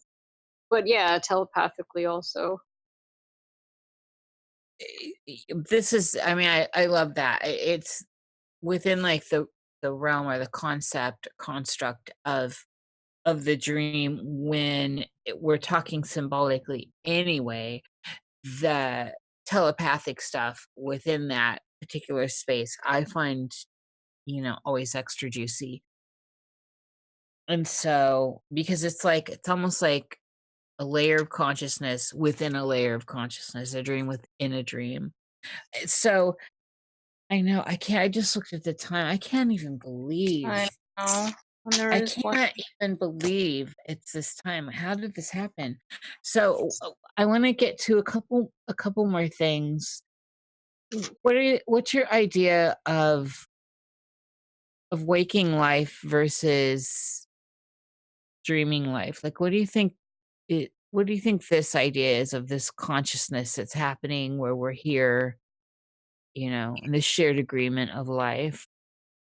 Oh boy. Well, that has really changed, especially very recently, because now, like really recently even, I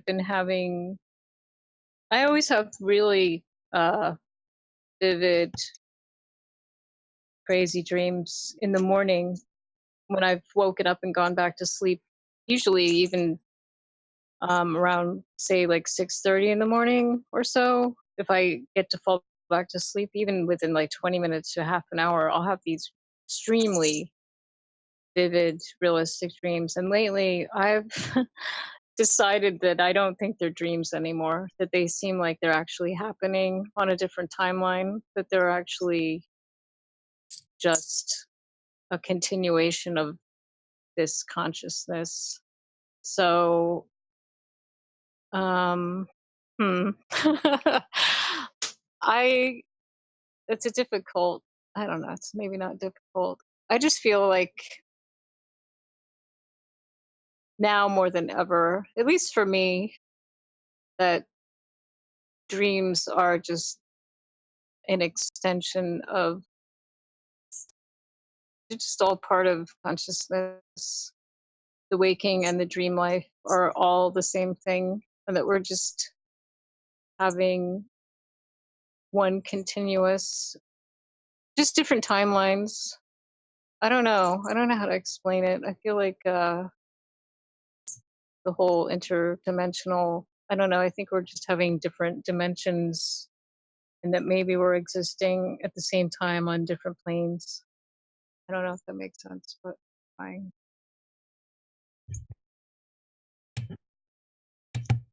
No, that's good. I mean, there's no right or wrong answer. And this is why we're always just looking for the people's personal experiences and ideas. And so it's all valid to me. Yep. So Is it, is it what were your conclusions about that? Thank About you, Jerry. what's That's where I was going on? going. I know. My conclusions about the Oh recent dreams or no, the, about go what the ahead. hell is going on with you? Oh God. Um, What are you entangled in? what am I entangled in? Yeah, sure, because only some people have, this is my opinion, only some people have these experiences, a portion of the Well, populace, yeah, right? So that's they are entwined with something that is causing.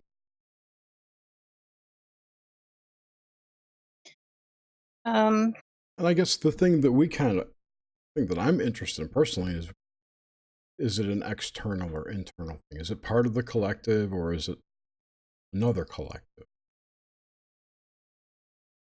a separate special collective. Yeah, I don't know. Maybe, it would be, for instance, if all humans had a collective. And well, okay, so humans have a collective, and like dogs or wolves, right? They have a collective intelligence or Mm, consciousness. yes.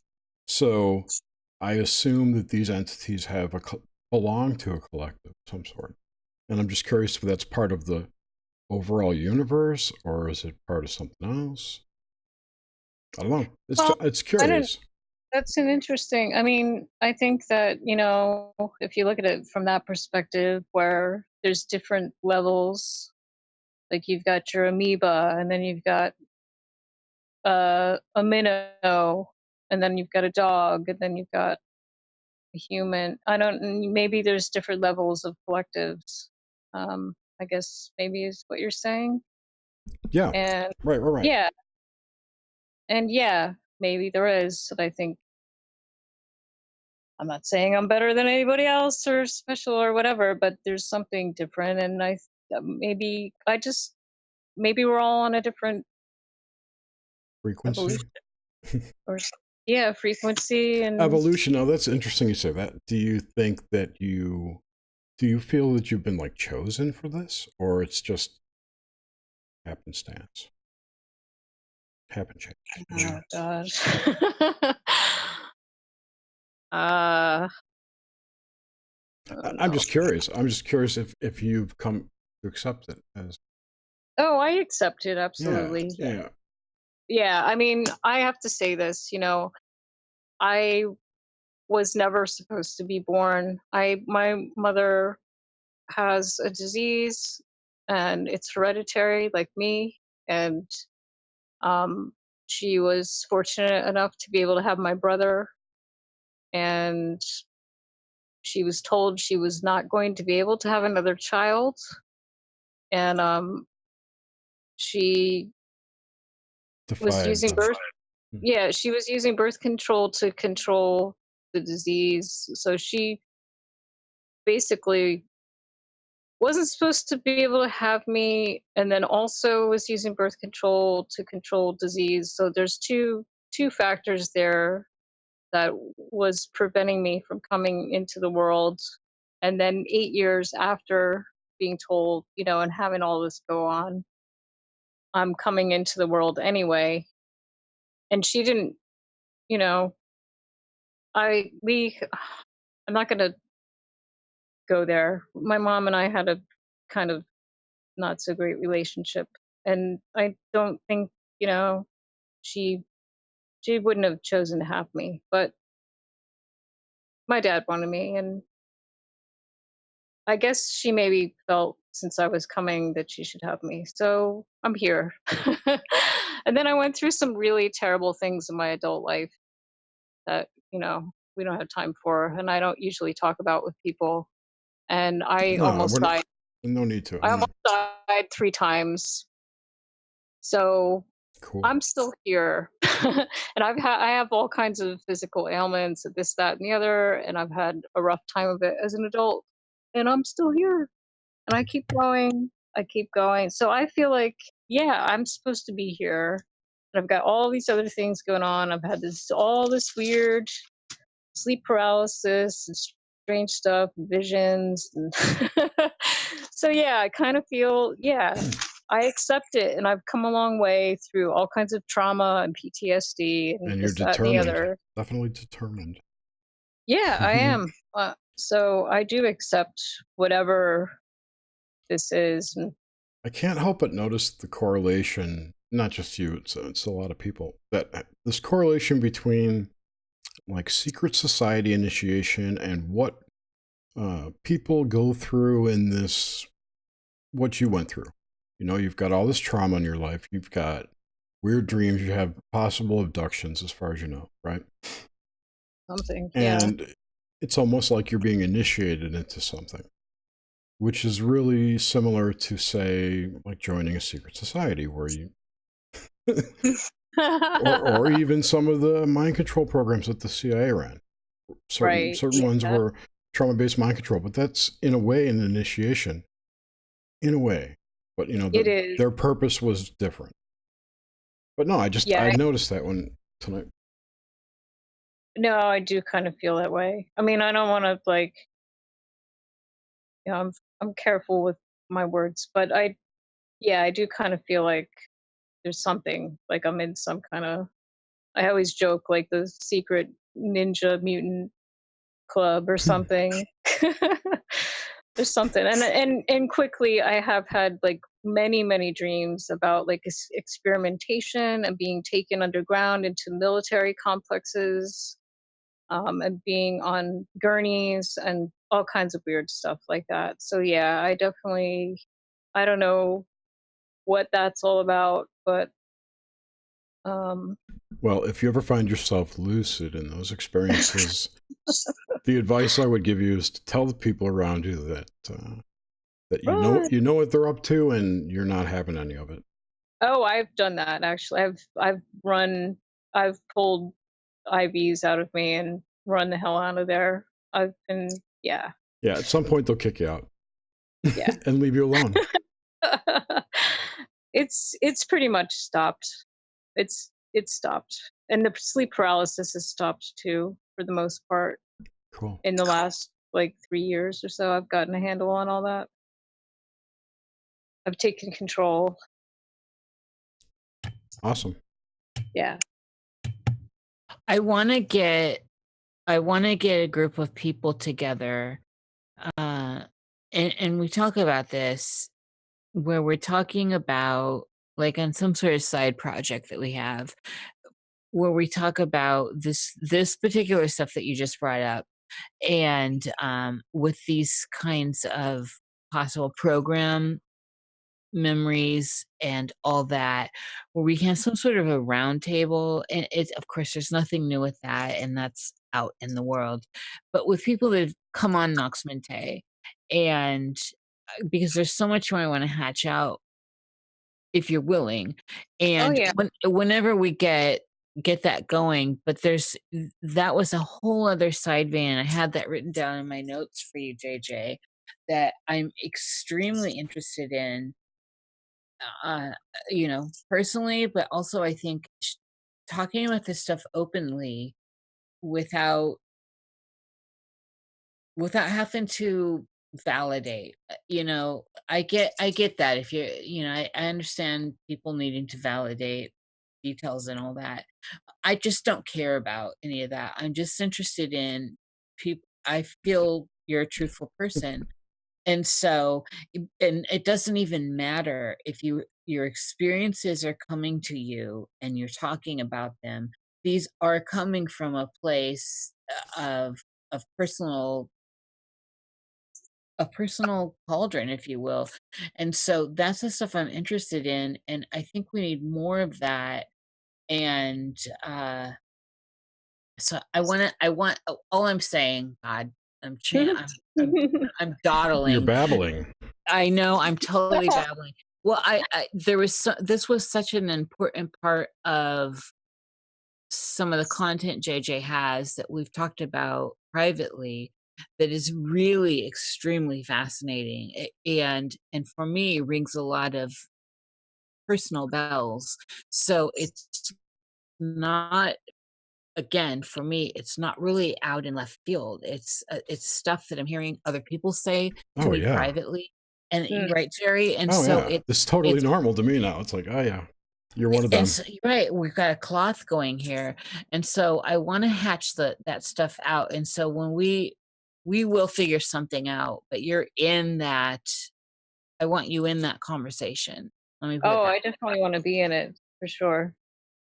I'm I'm gonna Did take. down. we get I can't believe this time, you guys. Oh my I know, God. and I feel I had all of these things written down, and it's partly me because, like I said, I go into tangents, and then I can't Oh, I look can't at. believe it. I have all these notes here. I had like some great dreams that I wanted to go into, but it's okay. We don't have to stop.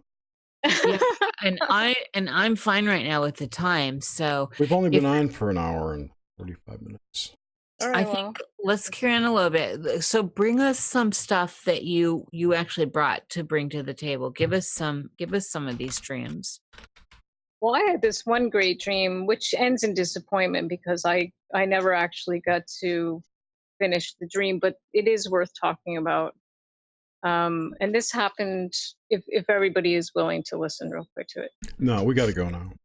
Okay, No, well. I'm kidding. No, but we are in, we get most of our listening afterwards anyway. So, but I imagine our chat, most people here, we have our group, and I know they all love you. So, Okay.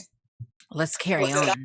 I'm going. All right. So I had this one dream in around 2010 um, where I'm on the subway in New York, and I remember there's an older man with a young boy, and I'm on, and we're talking. I don't remember the conversation. They're maybe asking me some directions, and it's friendly, and they're smiling, and we're back and forth having pleasantries.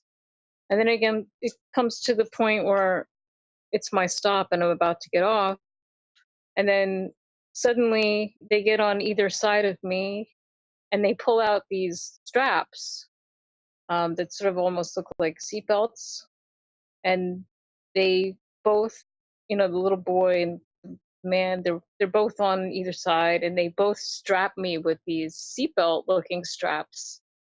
Um, and it suddenly turns from like friendly to like sinister, and I'm like, "Hey, what the hell are you doing?" And the man said, and they grab me off, and they're like dragging me off the subway car. And I'm like, "Where are you taking me?" And the boy says, "We're taking you to the event." And I'm like, "What are you talking about? What event?" And they're dragging me out, and then suddenly we're not in Manhattan anymore, and we're in my childhood neighborhood, approaching my house, my childhood house where I grew up. And we approach the house, and they take me inside up the stairs, and it's completely empty. And my parents had moved out um, in the early '90s. So, and I knew that in the dream, like this had already happened. So I'm like looking around, like, what are we doing in my old childhood house? Like, I'm aware of that. It's empty, and it looks the same, but it's empty. So they take me upstairs down the long hallway towards the bedrooms, and they take me into my parents' bedroom, and they basically just throw me in there, and the bed is there still, my parents' bed, but there's no sheets, there's no nothing, there's just the bed frame and the mattress. They throw me in there, and they unstrap me, and they slam the door and just leave me in there. And it's daytime, and there's like nothing on the windows, and I'm just laying here, and I'm looking around, and um I'm just looking at my notes here real quick. So I'm laying on the mattress looking around, and I see this. There's like, debris after you move out of a place. There's like dust bunnies and little nails and pins and whatever. And I see on the on the quilted mattress fabric, there's a little sort of sewing pin with a head on it. And I pick it up, and I'm looking at it, and I realize that it's sticking to my finger. And as I'm looking at it, another one starts flying towards me, and it sticks to my finger, and it's like suspended hanging off of my finger, like my finger's a magnet. And I'm kind of shocked now, because I realize this isn't natural. And I start looking around, I look up, and then suddenly all of the little metal bits in the room start flying towards me like I'm a magnet. I mean, they're not like, hurling at me, but they're all sort of flying towards me in slow motion. Like there's nails, and there's just little bits of whatever metal that's left in the room is all coming at me, and it's sticking to me. And then suddenly I just see this really bright light coming from outside through the windows, like this crazy uh kind of solar blaring light coming through the windows. And I jump up, because I realize this is it. This is the event that they're talking about, the kid and the little boy. So I get up, and I run to the bedroom door, and it's unlocked. They didn't lock me in.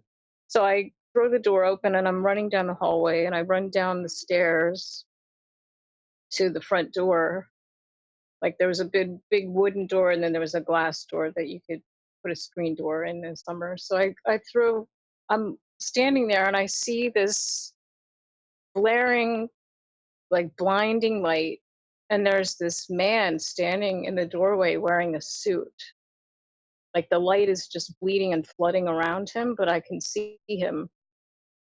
And he's wearing a suit with like a really thin tie. And I go to shove the front door open. And as I push it open, I get this like feeling that he's going to give me this amazing message. Like, this is it. This is the event. And he's going to give me a message. I throw open the door. And suddenly, this is the worst part, is that I open the door and then I'm rudely awakened by an argument in my house where I am with the people I'm living with. And I never get to hear the message. Isn't that Oh, holy crap. doesn't that Terrible. suck? You don't even know how angry I was. And it Oh. was I was in such a bad situation at the time, like a violent, abusive situation. So I couldn't, but I was so angry. I was just like, are you for real right now? This is such an amazing dream, like magnetic stuff, and like this, it just seemed like I was about to receive this like profound message, and then there's this like terrible, messed up argument going on that's, you know, pulled me out of this dream. So yeah, that's one of them. But I never got to see the end of the dream or get the message. Yeah, that's super frustrating. It's even frustrating to listen to. I know. Isn't that Sorry, but it was more about the imagery and the just that's just an example of how some of my dreams can be. well, and then in listening to you tonight and then having talked to you in the past about all this, it was gonna be juicy. I know. I know. What others did you bring? I had another one about my cousin Tom that I had mentioned earlier that had worked on the space station and whatnot, and that was really an important thing to me. He I really loved him. He passed away 2 years ago from cancer, and this one, I don't know if his wife is listening, but anyway, yeah. So I had been out of touch with him for a while, which is sad. And I was trying to get back in touch with him, and I had contacted his wife through LinkedIn and was sort of trying to make something happen so we could talk and get back in touch, and had gotten their phone number again and stuff. And,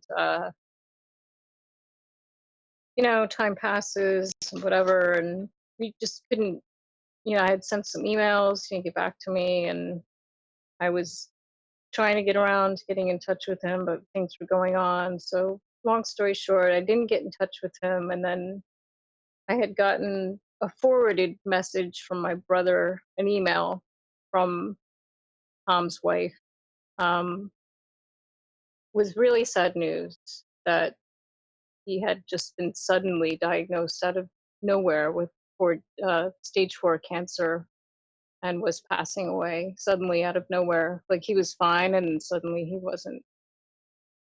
Um, but the strange part is that about 4 days prior, I had this dream about him and his wife, and we were on the phone, and it was weird because I could see them. It was almost like a Skype situation. And this was out of nowhere. This dream had come out of nowhere. Like, I had tried contacting, and that was like about 6, maybe even longer, like 7 months earlier. And then just suddenly out of nowhere, I had this dream about Tom and his wife. And we were talking the phone, and I could see it was a rotary phone, and I could see the cord, and it was like a 60s, 70s sort of yellow, mustardy yellow, whatever, ugly yellow rotary phone cord. I could see it the whole time. and she was talking for him, and he was smiling and laughing, but he wasn't talking, and she was talking for him. And so, I had this dream on maybe like a Tuesday. Um, and then I was thinking about, I was like, oh God, I really got to get in touch with Tom. This is it. This is a clear sign that I've got to get in touch with him. And then that Friday, then I get this email forwarded from his wife to my brother that he was passing away out of nowhere, like we didn't know. So, of course, I get in touch with her, and she gives me her cell phone number, like, through email, and get in touch with her. And then um, she, we set up a time, we try to figure it out so that I can get in touch. And she sends me a message, like a second message via email. And she says, and I quote, "He can hear you and understand. If you'd like to call and speak with him, just understand it'll be a one-way conversation." So we pick a time, and it's like on Saturday. This is Tuesday to Saturday. So I call, and she puts me on speaker with him, and she leads the conversation. And so I'm talking to him. It's just like the dream. It's just like the dream where she's talking and he's listening, and he can hear me. And but he can't talk because he's had a stroke and all that. And then, we do that. And then I call my mom and dad and tell them, because they don't know yet, I guess, for whatever reason. My mom's like, "No, well, I'm going to call tomorrow." I said, "No, you need to call today because he's going to be gone tomorrow." I said, "You need to listen to me and you need to call today." So she did. And then he passed away the next day. Wow, that gives me the chills. Did you encounter him in the dreamscape afterwards? Have you? Yeah, yeah, I have a few times. We've And, talked and so, uh, telepathically. oh, he was one of the telepathic ones? Yeah. Interesting, since that was the kind of the last, so you'd had that dream, and then they, played out, it was a dream premonition, and then it was kind of you talking to him and this having to set up this other link, and then it plays out afterwards. What's the interaction been like with him since he's passed? Um, Interesting. Well, there's another thing. I mean, there's a whole other story between him and his wife that I'm not gonna get. There's some. It's pretty incredible, the story. I'll have to share it with you. But very recently, since it was the anniversary of his death, on April 30th. Like, I've really seen a lot of syncs and a lot of things. And I always called him Major Tom, and Space Odyssey, the song, and all that. There's been a lot of Mhm. stuff happening, and I know he's like a guardian to me. I've always felt that, and I know that because we had, my great uncle, like I said, was basically like a grandfather to me, and well, my aunt uncle. And then, he was, I wouldn't say he was like an uncle. I don't know. He was like a brother to me growing up, and then whatever. So we were close when I was younger. But anyway, I had some interesting. I feel like he's a guardian, and I've had some syncs going on. I'm not even in the dream state, but basically, I kind of spoke to him last weekend, and I kind of feel like he's a guardian angel or whatever of sorts. And I needed something. Um, like, I had a big bill to pay to the market that I do, Mhm. and I asked for help from him. I needed a very specific amount of money to pay, and it's so weird because So I did this thing, and then I'm at the market, and it had to be cash and whatever. And it was, I'm just going to say, so it was $430 I needed, and it had to be cash. And I, I asked for his help, and like all day, we have to pay on Sundays, and it's Saturday, and I'm like all day, it's so slow. And I'm like, how am I going to do this? This is crazy, whatever. Right. So at 4:30 in the afternoon, I get this strange email in my inbox that's from a Verizon phone number, and it's a picture text, and I'm like, "What is this?" And I feel like it's like a virus or spam or something. I see it, and I'm like, "Ugh!" I'm afraid to open it. I'm like, "It's gonna like ruin my phone." I've had things before, so I don't open it and I throw it in the trash. Right. So but then it's bothering me. I'm like, what is that about? What is that? So I think about it, and I go back in the trash and I look at it. I look at the number and I Google the number, and it's from where Tom and his wife used to live.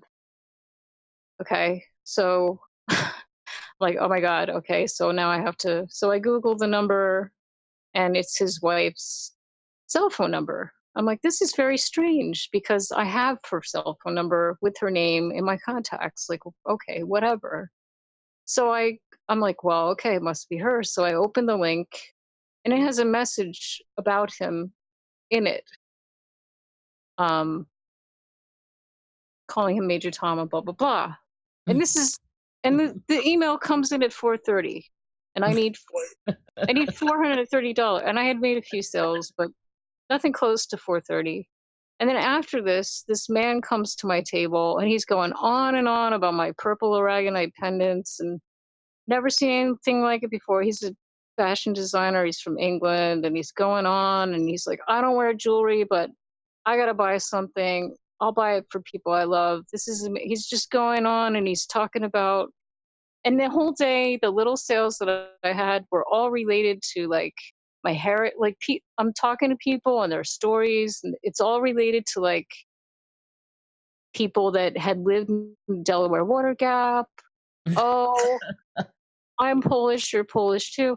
Oh, my so and so used to live in, it's like all related to my past or my family or my heritage or whatever. And then this guy comes along, and he's talking about, he's like, I love it. It looks like clouds. It looks like things that you can't quite figure out what it is. And um it was weird because it was all related to my artwork, what he was saying, and how I started doing everything. Like it really struck a chord in me. What the man was, he was like critiquing my work. He was going on and on about it. And he's like, if I buy this and this, will you do a deal? I said, sure. Are you paying cash? Or he's like, yeah. And he starts whipping out cash at me. And I'm just like, okay. And so he pays me, and he needed something in just, he said, well, can I meet you tomorrow? I'll just pick him up tomorrow. And I'm like, yeah, absolutely, blah blah blah.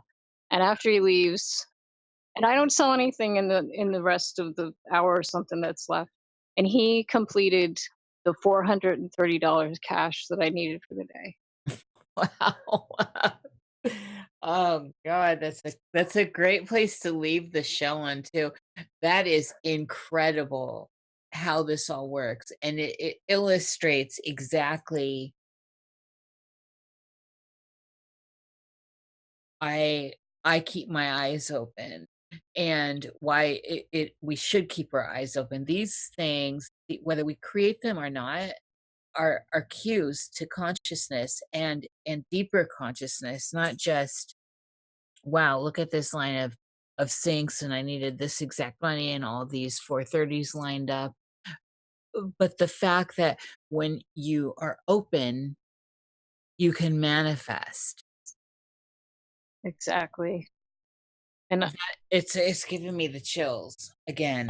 oh, and then I mean, and she and I have not talked since my niece's wedding in last January, not this January, but last January. I mean, we've had a little bit of Instagram, quick replies, whatever. And then we had some text exchange after that too. That just came out of, so it was all very, I just really feel such a, I don't know if she's listening because I've been posting on Instagram. She's been liking my stuff. She may be listening, and I hope she finds it interesting because she had quite, I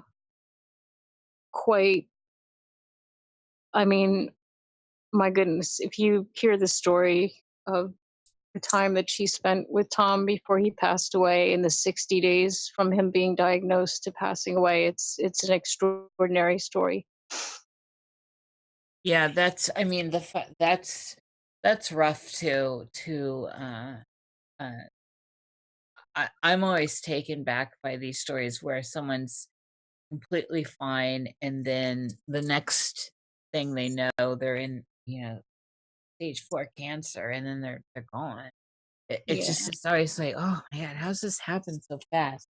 I But don't know. and then there's a lot of, then there's all this stuff with just being connected to the stuff he was connected to that is of Yeah, interest, of course, to Jerry and I. Uh, so there's that. I'm wondering if anyone has questions for you. Yeah, I've got one right here in front of me. oh boy. Okay. It's from Nate. How would JJ recommend getting in closer contact with the spirit world for those who might not necessarily look into these things, but who might be open to it? Hi, Nate. Um, hmm, that is a good question. Well, I mean, I have, like I said, I feel like not everyone can meditate. And I certainly, like, for years, when people are like, you need to meditate, blah, blah, blah. And I'd be like, I can't do that. I don't know what you're talking about. Um, I didn't understand what it was. I still don't think I understand what it is. So to give advice to do it. But honestly, I mean, what I've been doing, where you just try to get yourself into a quiet, relaxed state, um, and practice it more and more, I really feel like it does open you up more to things. And if you can somehow really relax yourself and get into um, some sort of, I mean, even if you're, I don't know, I'm not a good person to take naps either, but if you can get into that state where you're sort of drifting off to sleep or whatever, just find some way to get into a relaxed state, even if it's not necessarily quote unquote meditating, and you do it repeatedly. I think you will find that you will let your mind open up to different things, and you will become more spiritually open. And I don't know. I don't know how to I, advise that. I agree But with that that's because that's what's worked for me. I've found that recently too, that because I nap regularly, but I notice sometimes if I just kind of drift off but not quite asleep, I'll get a vision immediately. I'll be watching something else with my eyes closed, and it's not a dream because I'm wide awake. Right. If you let yourself pay attention to it. I've always I assumed think, that. I thought that was always we're all, yeah. oh, go ahead, go ahead. No, I was going to say I just always have thought of it as remote viewing. Yeah, and it might be. Yeah. I don't know. But as far as being like, When I've done remote viewing, that's the type of visual I would get. yeah, and oftentimes you don't even, at least for me, you don't even realize that's happening Right. for the first portion anyway, until you, Right. It's like you kind of get into a river that's moving too fast and you don't notice it. Like, oh, this is cool. Wait a minute. What the hell's going on? yeah. And then suddenly you're like, oh, I'm doing this. Mm-hmm. No, it is Yeah. very cool. Yeah. Or if you can focus on something, like even I noticed, if I have a candle lit and you stare at the flame or something, then you can kind of do it that way too. My favorite thing to do is to put on some type of music, Yeah. whatever, something not like rock music, but and No. not Reiki music, but those kind of types of music from like Meditative Mind Channel or something. Anyway, and what I try to do is pull out one note and focus on that one note and out of the chords and all the music that's coming out of the song to try and pull out one note.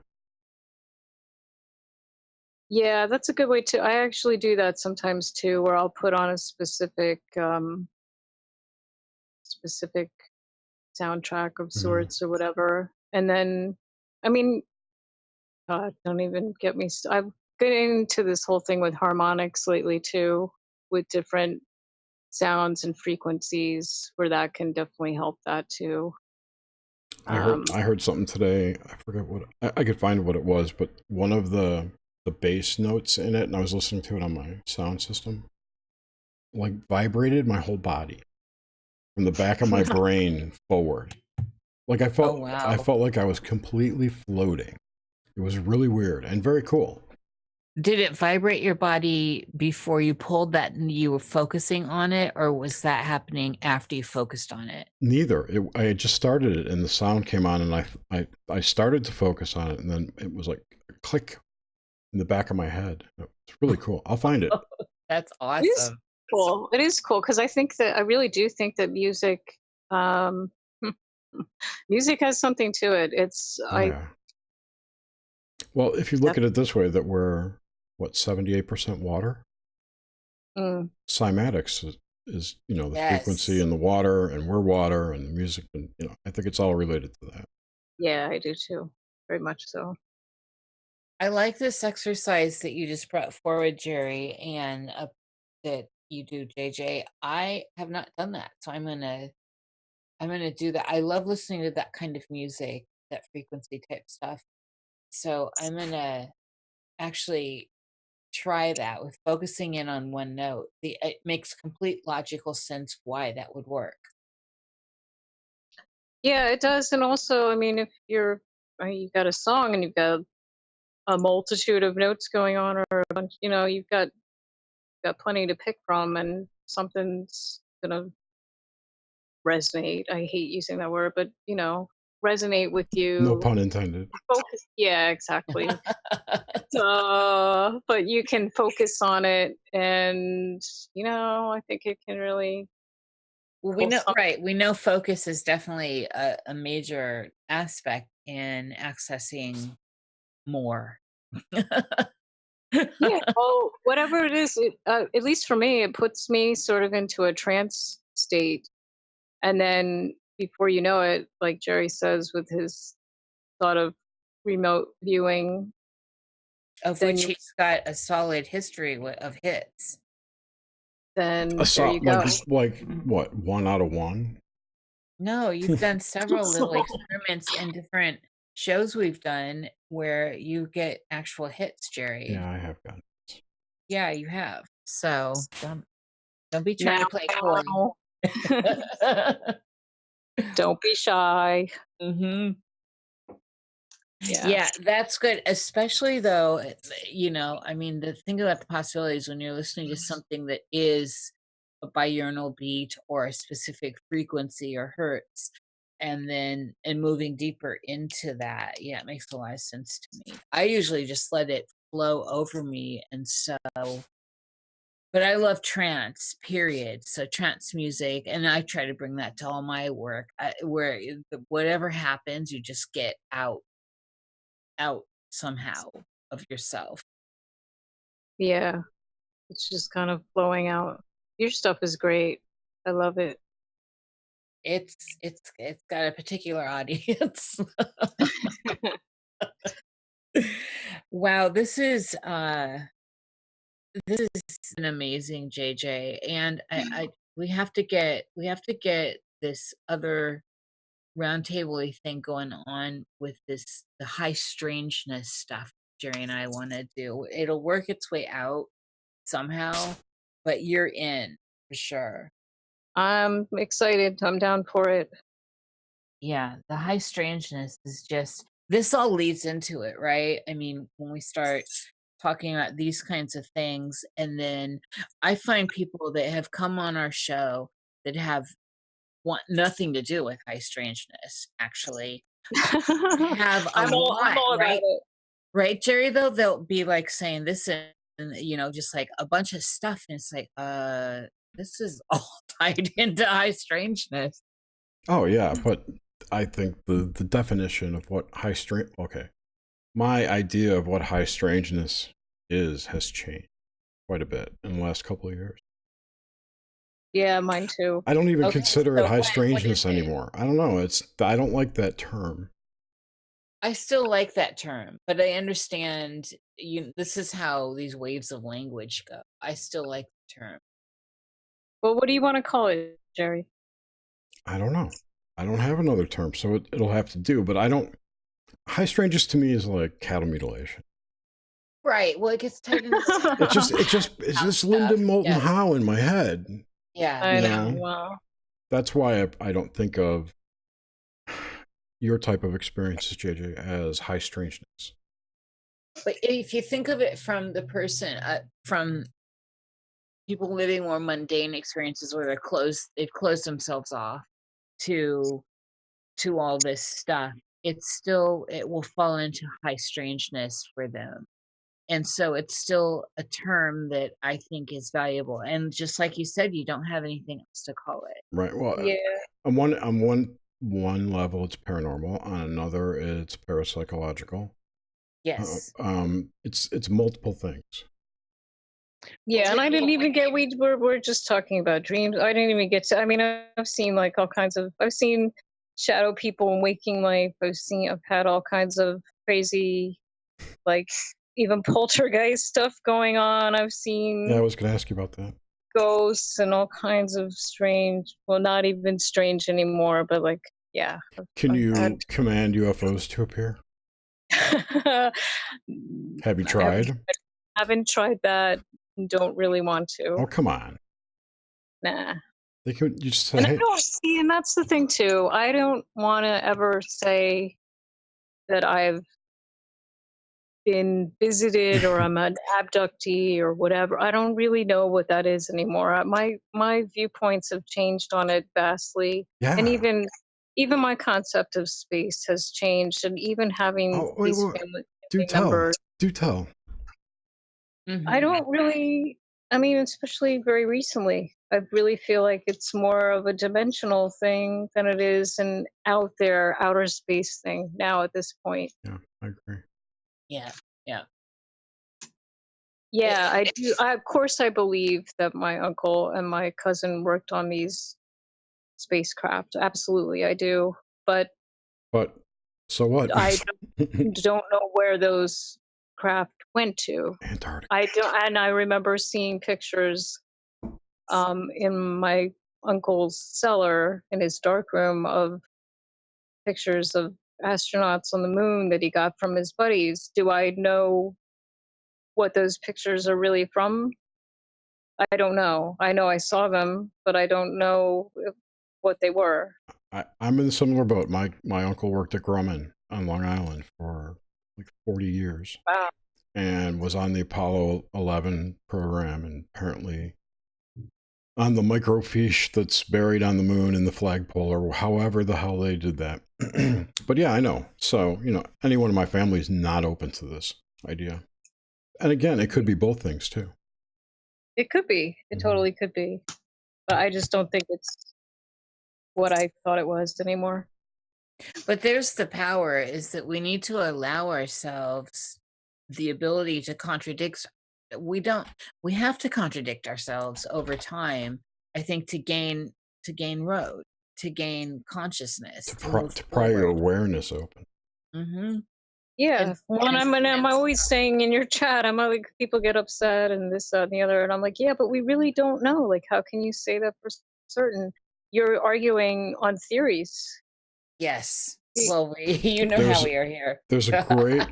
I saw. I'm going to give props to Jaron Campanello, Jaronism, for bringing this up. He found an article on Scientific American about how cosmology has a big problem right now because he basically lays out the fact that there are multiple models for the cosmos, and science has chosen one. So everything that they seek to discover and research has to fit within that model, and they won't go outside of that model.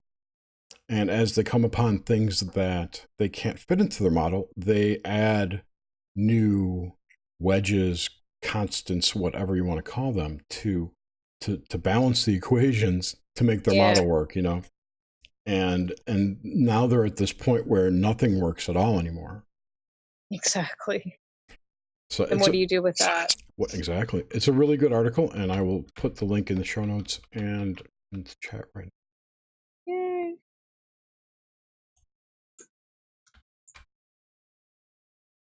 There it is. Okay. Great. Well, thank you so much. It was awesome having. Do you have anything you want to plug or talk about? Your work? Or how can people find your jewelry, first of all? It's bloody amazing. If you have not seen her jewelry, please look. I don't know if it was on the YouTube link, but I'm on Instagram, which is where I'm selling from right now mostly, which is the Reine de Blanc. It's maybe we can, I don't know where to put it, but I'm on Twitter, and the link to my Instagram is on the Twitter. And my Twitter is backwards. It's not Reine de Blanc. It's like Blanc Rain or something. It's BLANC, and then it's REINE. I think it is. I don't even know. I can't even look at it right. That's correct. Thank you. Is it White Queen? Yeah. Cool. Or Queen of White, both ways. Either way. French. Those crazy French. So the link is there. Yeah, and Jerry puts all this stuff. Everything's accessible. Jerry's if you join our Discord, you can come to the show notes channel and see all the show notes and all the links I've been dropping in the chat and whatnot. Extras. So that's cool. Or if you're in New York City, I'm down on Prince Street every weekend, Friday, Saturday, Sunday, at the Nolita Market. Nolita? So what is this? Nolita? It's Nolita. It's north of Little Italy. Oh, I know a girl named Nolita. Oh. I've never heard the name before, you know. Nolita. Alrighty. Thank you everyone for joining us tonight. We had a great conversation. Thank you, JJ. Thank you, Nish. Thank you, guys. Thank you. Be sure next week we've got David Metcalf, who's like expert in Santa Muerte, right? He's fantastic. Yeah. He's an awesome guy. I hung out with him at Paramania and just want to like sit and listen to him talk for hours. So anyway, I will do that next week. Awesome. Thank you so much, JJ. This has been fantastic. You, everyone. All right. Thanks, everyone. We'll take care. Night.